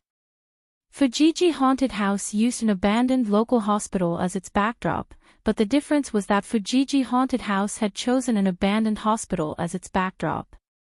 Furthermore, the theme of the haunted house was also a hospital, so the illusion created in real life was naturally different from Saga Hospital, which was a makeshift hospital. There were people who were scared to death in Fujijiu haunted house every year, but many were willing to sign up for the adventure. Putting aside whether Yun Jian dared to go or not, Fujijiu haunted house was located overseas after all, and Yun Jian did not look like a rich person at all. That was why Zhang Qiaoyu dared to speak to Yun Jian in such a tone just now. "It doesn't matter if I've been there or not. What's important is that I know now that you've definitely not been there." Yun Jian held the flashlight in the dark, her lips curling into a mocking smirk. Yun Jian's words were profound, and if one listened carefully, was she not implying that Wang Qiaoyu was ignorant? Wang Qiaoyu was the kind of girl who didn't take her studies seriously in school. She hung out with a group of hooligans in society and hung out with boys all day long. She smoked and drank and felt that she was special, as if she was the only one in the world who was the best. Therefore, once Yun Jian said that, Wang Qiaoyu spat in anger. Do you have a death wish? Do you know who I am? My brother works for Longmen City's top mafia group, Falcon Hole. He's in the underworld. You'd better know your place. Otherwise, I'll teach you a lesson. Wang Qiaoyu threatened Yun Jian right away. Wang Qiaoyu's brother was not her biological brother. It could be said that he was just a brother she recognized in the underworld. This kind of familial relationship was very popular among Wang Qiaoyu's group. "Wang Qiaoyu, I won't invite you to play with us anymore." Zhou Dongxuan yelled at Wang Qiaoyu before Yun Jian could reply. He had finally managed to persuade Yun Jian and the others to stay with them. In the end, with Wang Qiaoyu's provocation, what if Yun Jian and the others refused to leave with them? After Wang Qiaoyu was yelled at by Zhou Dongxuan, she immediately shut her mouth. Wang Qiaoyu wanted to pursue Zhou Dongxuan, so Zhou Dongxuan's words were fatal to her. In spite of it, Wang Qiaoyu loathed Yun Jian even more. At this time, they had already walked a long way and arrived at a new theme room. The new theme room was a morgue. As soon as they arrived, Wang Qiaoyu and the others, who were still talking, immediately tensed up and didn't dare to go forward. Even though he knew that this was a haunted house, he was still afraid. 3 beds appeared in front of everyone. There were 3 people lying on the beds, and each of them was covered with a white cloth. The surrounding background was painted with horrifying images. Just the torchlight alone was enough to send chills down one's spine. The group stopped in their tracks in fright, not daring to go forward. Because no one knew what was lying on the 3 beds. In addition, there was no light here, so they could only rely on the torchlight to illuminate their surroundings. Go. Go, go, go. Follow me, follow me. Zhou Dongxuan said in a trembling voice. He looked to the side and told Yunjian, "Don't be scared, just follow me." She was gone when he turned around. "Ah, she." Wang Qiaoyu's exclamation came from the side.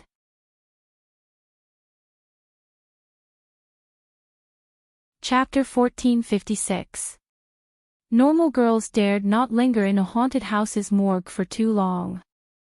Some girls would even clutch their boyfriend's clothes tightly and bury their heads in their boyfriend's arms, crying coquettishly, "It's too scary. Sob, sob, sob, I don't want to come to this haunted house anymore." What about Yunjian? Zhou Dongxuan, Wang Qiaoyu, and the others did not even dare to move forward out of fear, but Yunjian was different. She walked over and lifted the white cloth without a word. Usually, the scariest thing when passing by a morgue was the 3 beds where the corpses, under the white cloth, suddenly came alive. The sense of terror tugged at everyone's heartstrings, enough to scare them out of their wits. Not only was Yunjian unafraid, she walked over and lifted the white cloth herself. This scene caused Wang Qiaoyu to let out a loud "aw." Even Zhou Dongxuan's face fell from the shock. What lay under the white cloth was a crazed zombie. It was obvious that any living ghost in a haunted house was disguised by the staff. In spite of it, this zombie's disguise was surprisingly realistic. Not only was the makeup realistic, the face was as pale as a dead person's and its eyes were bulging. Just looking at it was enough to send chills down one's spine. Hiss. Hiss. What was even scarier was that it was growling like a zombie. Ah! Ah! Zombie! It's a zombie! Wang Qiaoyu was so scared that she clutched her dress tightly. She took 2 steps back and almost fell onto Zhou Dongxuan. The moment Yunjian lifted the white cloth, the zombie lunged at Yunjian and growled in terror. Even Zhou Dongxuan was pale from fright. His foot froze on the spot, even his plan to save the damsel in distress was tossed to the back of his mind. Ah! Xiao Jian. Lu Fian and Wang Cancan, on the other hand, forgot that they were in a haunted house after Lu Fian's shout. Perhaps it was because the zombie's acting was too realistic, the 2 of them did not think twice and rushed towards Yunjian, trying to save Yunjian. That zombie was obviously a staff member in disguise, but it was so realistic that everyone present believed that it was a real zombie. At least, Lu Fian and Wang Cancan really thought they had seen a ghost. They had forgotten that they were inside a haunted house and were focused on saving Yunjian. Seeing this, Yunjian only slightly narrowed her eyes. Be careful. Zhou Dongxuan really wanted to rush up and save the damsel in distress, but he didn't dare. It was as if his foot was fixed in place with glue, and he couldn't lift it up. He could only blame this zombie for being too realistic. He even felt scared when he looked directly at this zombie, not to mention rushing up to save the damsel in distress. The series of events happened in a short 5 seconds. Far away, where everyone could see, just as Yunjian lifted the white cloth, the zombie pounced on Yunjian. The scene shocked everyone present. In spite of it, something even more shocking happened. Just as the zombie was about to pounce on Yunjian, Yunjian reached out and grabbed the zombie's collar accurately without even looking up, yanking the zombie to the side forcefully. The zombie fell to the ground after being pulled by Yunjian and quickly got up, looking at Yunjian as if she was a ghost before running away. he didn't need to look to know that the zombie was male. Needless to say, this male was a staff member. In the end, Yunjian was so strong that she pulled the male staff to the side. More importantly, they heard from others that it was the zombies that chased them when they entered the haunted house. Why was it that Yunjian was the one who scared the zombies away?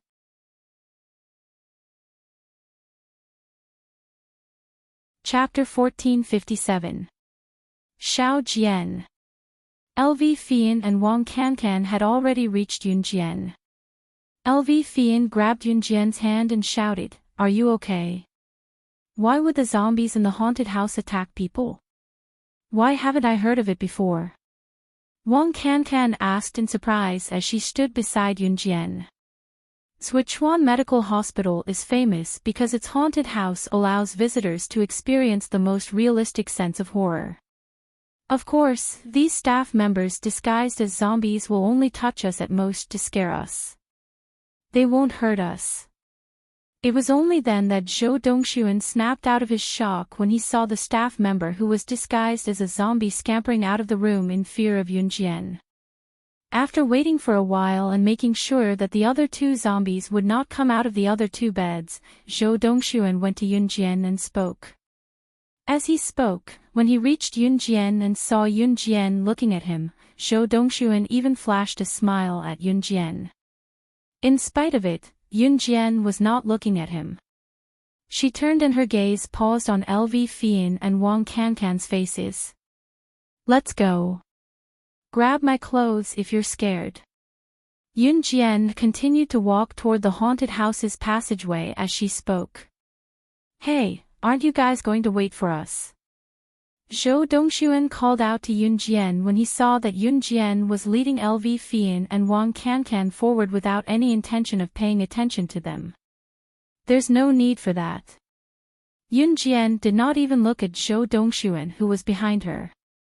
She gave a curt reply and strode forward with LV Fian and Wang Cancan. Zhou Dongxuan wanted to follow but his friend pulled him back and said, "Dongxuan, are you dumb? Can't you tell that the girl doesn't want you to follow?" Zhou Dongxuan could only watch as Yunjian slipped away from him. With Yunjian leading the way, Lu Fian and Wang Cancan had nothing to say no matter how frightened they were. Moreover, whenever a group of zombies or ghosts appeared, they would be frightened by Yunjian's words or her shocking actions. Some of them even covered their heads and ran away. "Damn, Yunjian, you're too amazing." She was like a superwoman, not afraid of any demons or ghosts. "You're my idol." Wang Cancan gestured exaggeratedly and said to Yunjian. Wang Cancan had always hoped that she could become a superwoman, but she also knew that it was all just a fantasy. But Yunjian's stunning performance just now made Wang Cancan feel as if he had seen a superwoman. Even his heart trembled. Yunjian, from now on, you're my idol." When Wang Cancan said this, Yunjian, Wang Cancan, and Lu Fian were already sitting in the coffee shop. Yunjian placed an Italian coffee in front of her. Her slender index finger hooked the semicircular curve of the coffee cup and her red lips curved up slightly. Hey, did you guys hear? The Sichuan Mental Hospital in the basement of the mall stopped all visitors from entering halfway. Even the visitors who bought tickets were stopped. Damn, that's so cruel. What the hell is going on? Hey, you don't know. I have first-hand news here. I heard that a young girl just gave the staff of Sichuan Mental Hospital a huge scare. A few of the staff members who were acting as ghosts even complained that the ghosts they were acting as were too unrealistic and were severely criticized. In the end, the staff refused to work and all of them said that they wanted to go on strike. My God, which family is this young girl from? She's so fierce. That's so scary. People are scared half to death when they enter a haunted house, but she scared the ghosts so much that they refused to work.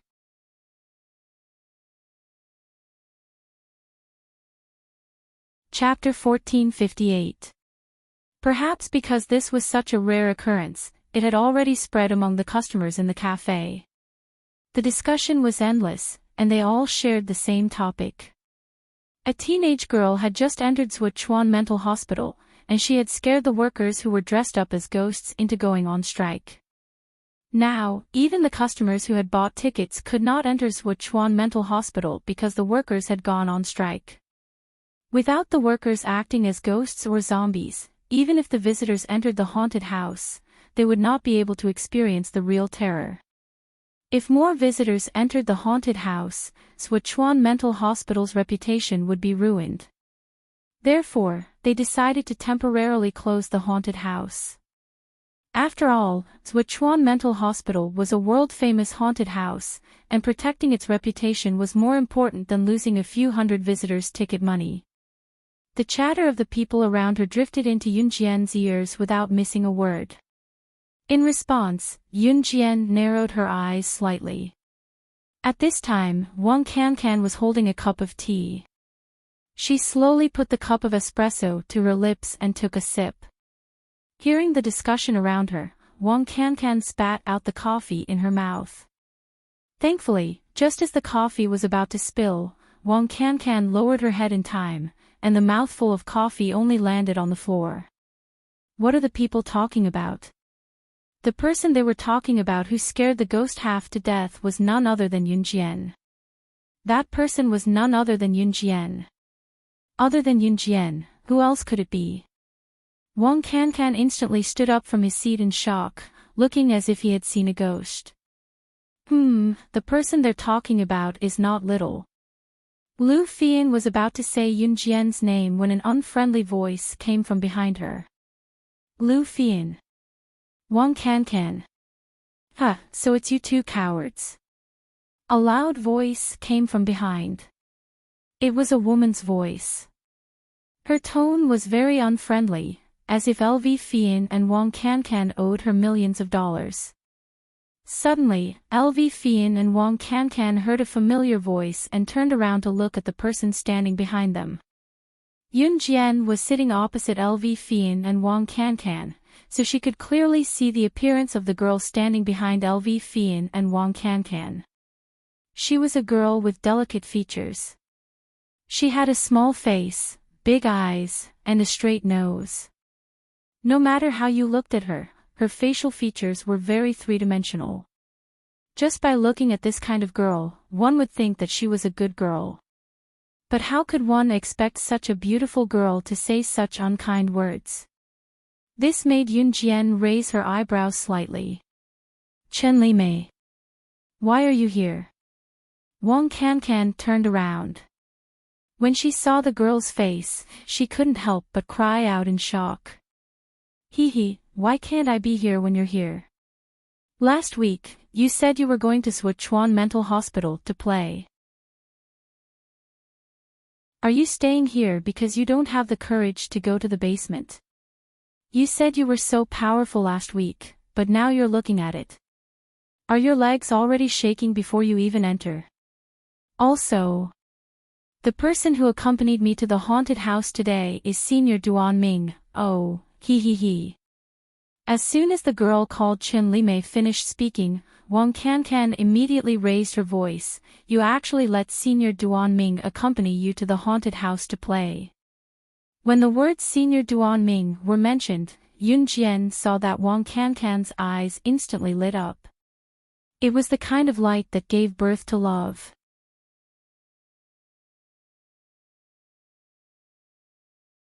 Chapter 1459. Chen Limei was Wang Cancan and Lu Fian's classmate. Chen Limei, Wang Cancan, and Lu Fian usually minded their own business and did not get along or interact with each other. But the problem was that Chen Limei and Wang Cancan both secretly liked that Senior Duan Ming. Chen Limei and Wang Cancan were classmates, and as for the Senior Duan Ming that Chen Limei mentioned, he was in the second year of high school. Because of Senior Duan Ming, Chen Limei and Wang Cancan's relationship in class worsened.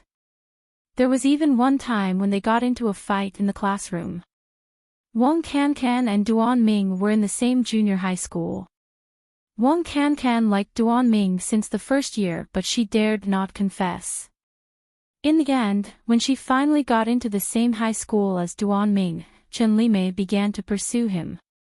Although Duan Ming had a few girlfriends, Wang Cancan still liked him because she always felt that Duan Ming was just playing around with those girls. Last week, Wang Cancan and Chen Limei had exchanged insults in school. Chen Limei even provoked her by saying that if she had the guts, she should let Wang Cancan walk around Sichuan Medical Hospital that had just moved into Longmen City recently.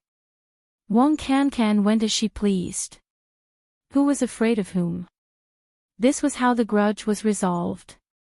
Wang Cancan did not expect to run into Chen Limei here, nor did she expect her to be so bold as to ask Senior Duan Ming out. You. Just as Wang Cancan wanted to say a few words of rebuttal, Chen Limei said cockily, "Yesterday, Senior Duan Ming and I. We also went out shopping." "Oh, he, my Senior Duan Ming got a room in a hotel, and then we already." "Impossible. Senior Duan Ming would never do such a thing with you. You're lying." Wang Cancan shouted before Chen Limei could finish. To Wang Cancan, Senior Duan Ming was her everything. She had a crush on Senior Duan Ming since the first year of junior high, and it had been 3 whole years now. It was not that she had not interacted with Senior Duan Ming in these 3 years, but when was he not acting like a gentleman? He was not the kind of person who would play around with women like Chen Limei said. "Oh, ha ha ha." Chen Limei's smile widened when she saw Wang Cancan's reaction. Yun Jian was sitting opposite Wang Cancan. Wang Cancan turned her head and looked at Chen Limei. Yun Jian could see their every word and action clearly. "Humph, in any case, Senior Duan Ming will be accompanying me into the haunted house later. From what I see, you guys are so scared that you don't even dare to enter Sichuan Mental Hospital's main entrance, right?" Ha ha ha. Chen Limei had no idea that Wang Cancan had already visited the haunted house with Yun Jian and Lu Fian. Her tone was laced with mockery. When she saw Yun Jian, who was sitting opposite Wang Cancan and Lu Fian, looking as exquisite and beautiful as a fairy, Chen Limei's unhappy expression immediately appeared. In the past, Chen Limei looked like a real fairy when she stood in the crowd. However, the moment she saw Yun Jian's face, even Chen Limei had to admit that she was inferior to Yun Jian. "Yo, who is this? Is Wang Cancan your friend? Heh, she looks so thin and weak. Is she also going to Sichuan Mental Hospital? That's a haunted house. It's very, very scary. I think a girl like her, before she even enters the haunted house, her feet should be shaking like a spring, right?" Ha ha ha. Chen Limei pointed at Yun Jian. Due to Yun Jian's beauty and the fact that she was Wang Cancan's friend, Chen Limei harbored no good intentions toward her. She sneered at her the moment she opened her mouth, spewing all the insults she could think of. "You guys are here. I finally found you. Just now, you guys didn't wait for us and left the haunted house by yourself. I thought you guys had already left."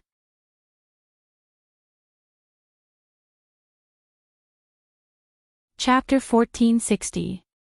Just as Chen Limei was questioning Yun Jian's ability, Zhou Dongxuan's voice suddenly rang out from the haunted house with Yun Jian's group. Hearing this, Yun Jian raised her eyebrows slightly. Chen Limei saw that Yun Jian did not refute her immediately, so she thought that Yun Jian had nothing to say. Yun Jian was afraid of entering the haunted house. There was no mistake about that. However, Chen Limei had miscalculated, completely miscalculated. When Zhou Dongxuan's voice rang out, Chen Limei was still confused. What's going on? What happened? Who startled the staff? Now, the workers at the haunted house refused to work. Yun Jian. Could Yun Jian be referring to her? Before this, Chen Limei did not know that Yun Jian's name was Yun Jian because no one had introduced her to Chen Limei. Following the voice, Chen Limei's eyes slowly moved from Zhou Dongxuan, who had suddenly appeared, to Yun Jian. Shock, and fear were on the verge of erupting. What scared the workers at the haunted house? What is this? When Chen Limei saw Zhou Dongxuan, who had suddenly appeared, and the group of people behind him, she muttered softly. Chen Limei had a bad feeling because she saw the people around the coffee shop turn their eyes to Yun Jian after hearing Zhou Dongxuan mention Yun Jian. All of them widened their eyes and looked as if they had seen a ghost. TSK, isn't it just a small matter? Is there a need to make such a big fuss? She is Yun Jian. Humph, she scared the workers at Sichuan Mental Hospital away, and now the haunted house is not open. There are also a bunch of visitors who came from afar waiting to enter the haunted house. This is all Yun Jian's fault. Humph, I knew she was a troublemaker who came out to harm people. Tui. How disgusting. Zhang Qiaoyu had been unhappy with Yun Jian since the beginning, and now it was even worse. He had just convinced Zhou Dongxuan not to look for Yun Jian, but now. When Zhou Dongxuan got out of the haunted house just now and heard that the staff were quitting and were about to go on strike because of Yun Jian, he started looking for her everywhere like a rabid dog. As a result, Zhang Qiaoyu disliked Yun Jian even more. Seeing that Chen Limei was asking about what had happened just now, Zhang Qiaoyu was the first to stand up and say it. Her tone was strange, and she said it purely to make Chen Limei hate Yun Jian. Chen Limei had just said that Yun Jian was too cowardly to even go to a haunted house. Hearing Wang Qiaoyu's words, Chen Limei felt nothing but shock and fear. What? She actually entered a haunted house and scared the workers to the point that they went on strike. Are you joking? Isn't Sichuan Medical Hospital the scariest themed hospital in the history of the Guinness Book of Records? How could she be the one who scared the workers to the point that they went on strike? Shouldn't it be the workers disguised as ghosts who scared her to death? Chen Limei was already rooted to the spot, looking no different from an idiot who was in a daze. The people around the coffee shop were stunned as well, especially those who were gossiping about Yun Jian just now. Wang Qiaoyu did not expect that not only did her words fail to make Yun Jian hated, the people around her were instead in an uproar about her capabilities. Wang Qiaoyu was annoyed. She was about to speak when she saw a man in torn pants and a trendy golden top that looked like it could blind one's eyes coming in. The man was in his early 20s, but his hair was dyed a golden mohawk that was so bright it could blind one's eyes. Wang Qiaoyu's eyes shone when she saw the man. She quickly waved at the man and called out, "Brother." This was her brother, the one who worked under Longmen City's top mafia group, Falcon Hole. He was also Wang Qiaoyu's pride.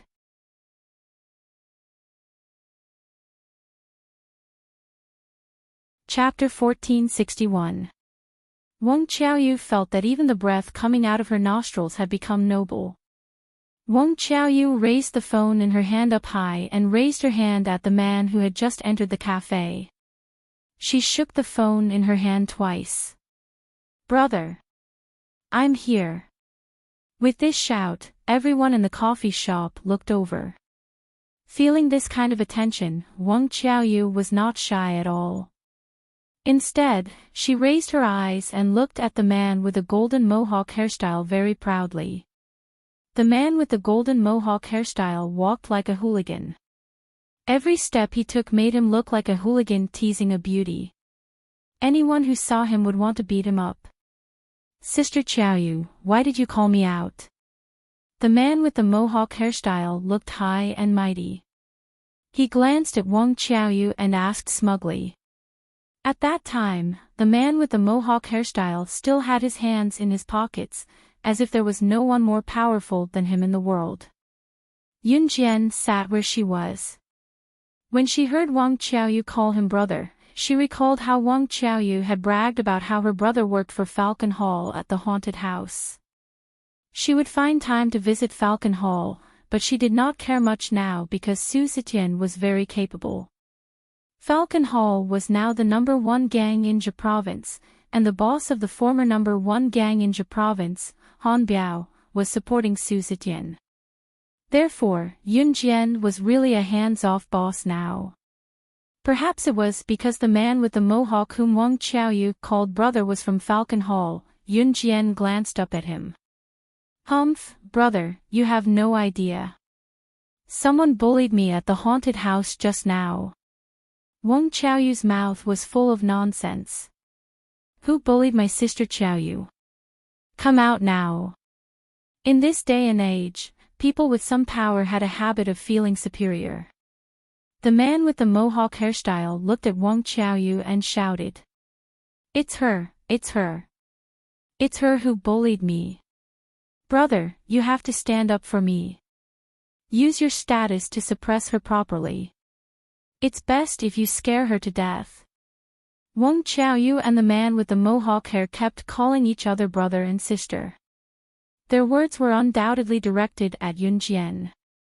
"She's the one who bullied you, right? All right, Sister Qiaoyu, this brother will definitely help you get revenge for this." The last sentence was stuck in his throat just like that.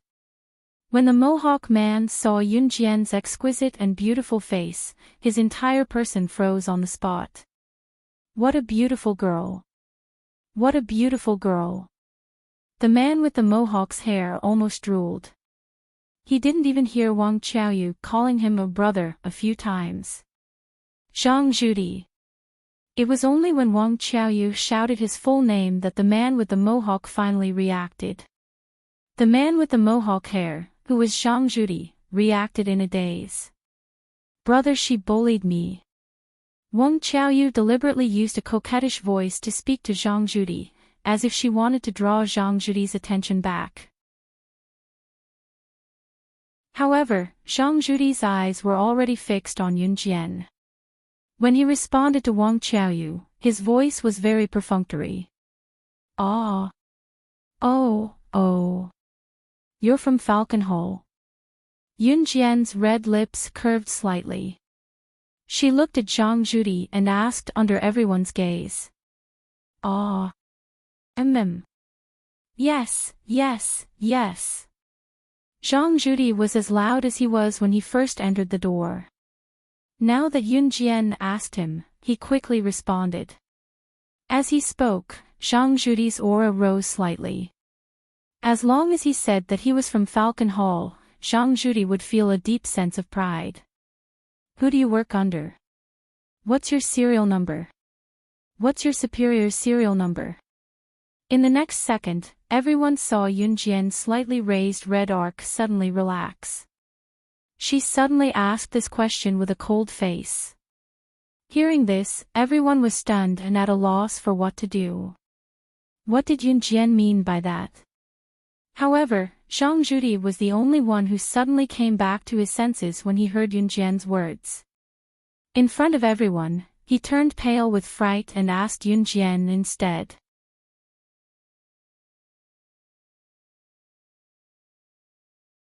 Chapter 1462. Zhang Zhudi asked loudly. As he spoke, Zhang Zhudi's expression changed from a lustful one at the beginning to a tense one at the moment. Just like the Kosha mercenaries, Falcon Hall had started to give each member a number. Every member of the Kosha mercenaries had a number. The first was Yun Jian, who was ranked according to her strength, battle record, and contribution. Yun Jian had numbered Falcon Hall a while ago and it was based on these aspects as well. Falcon Hall did not have a rule that forbade its members from revealing their numbers to outsiders. However, most of the members with lower numbers were unwilling to talk about it. Only those with higher numbers were willing to talk about it. In spite of it, those who were numbered closer to the front were usually mature and reliable. The candidates were usually handpicked by Yun Jian or Su Zetian because the number at the front meant that they were Falcon Hall's elders. Therefore, This created a phenomenon where those with higher numbers would not brag about it, while those with lower numbers would not be able to brag about it. Therefore, outsiders did not know that Falcon Hall had started to give out numbers. Wang Qiaoyu had wanted to scold Yun Jian when she heard Yun Jian's nonsense. However, Zhang Zhudi was really shocked after hearing Yun Jian's words. Not only did Zhang Zhudi's face turn pale, he even asked Yun Jian how she knew that the members of Falcon Hall had a number. "Brother, why are you yelling at her? Falcon Hall has a number. Why haven't I heard you mention it before?" Wang Qiaoyu only spoke to Zhang Zhudi after she came back to her senses. Zhang Zhu mentioned everything to her, especially bragging about it. Back then, the reason why Wang Qiaoyu recognized Zhang Zhudi as her brother was because Zhang Zhudi boasted that he could push himself up to the sky. In the end, Wang Qiaoyu really thought that Zhang Zhudi was so powerful, so she couldn't wait to call Zhang Zhudi brother. Wang Qiaoyu had heard all the bragging from Zhang Zhudi, but she had never heard of any number. That was why Wang Qiaoyu had asked. Yun Jian, Lu Fian, and Wang Cancan were still sitting in their seats. At this moment, Yun Jian was coldly looking at Zhang Zhudi. Zhang Zhudi was at a loss. This. How could there be such a thing? What serial number? I don't know. Zhang Zhudi realized that he had lost control of himself just now, so he tried to explain himself. Needless to say, Zhang Zhudi's number was definitely at the back. The image that he had erected in front of Wang Qiaoyu was that he was omnipotent. There was nothing that he couldn't do. If he reported his serial number, then his image would be **T.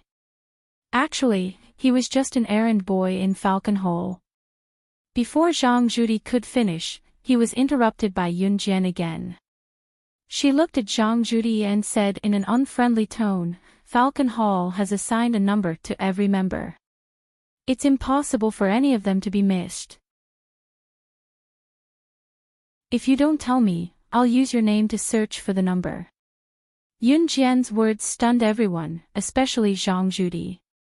After hearing Yun Jian's words, Zhang Zhudi was stunned. Then, he burst into laughter. "Pfft, you said use my name to search for the number. Are you kidding? How are you going to do that? Do you think that Falcon Hall will care about you? You want to search for my number? Ha! Who do you think you are? The boss of Falcon Hall?" Pfft. Zhang Zhudi's laughter rang out like a silver bell. When Zhang Zhudi laughed, Wang Qiaoyu laughed as well. Mocking Yun Jian was Wang Qiaoyu's favorite. The mocking laughter did not seem to affect Yun Jian at all. Yun Jian picked up her phone and dialed the landline of Falcon Hall's headquarters. She reported Zhang Zhudi's name immediately. "Ha ha ha. She's even making a call. Yo, who's she calling?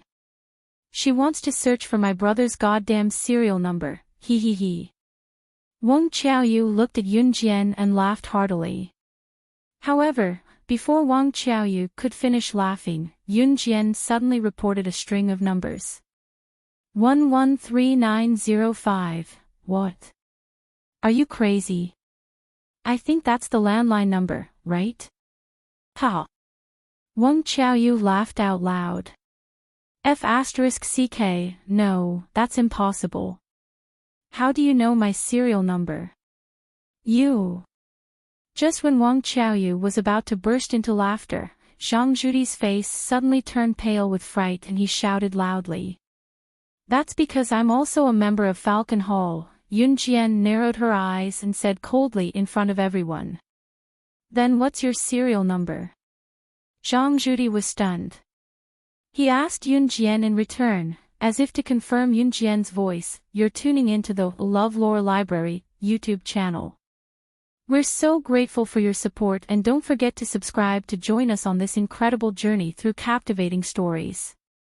Your generosity through donations truly makes a world of difference, as it's the primary source of revenue that allows me to expand and enhance this channel for you.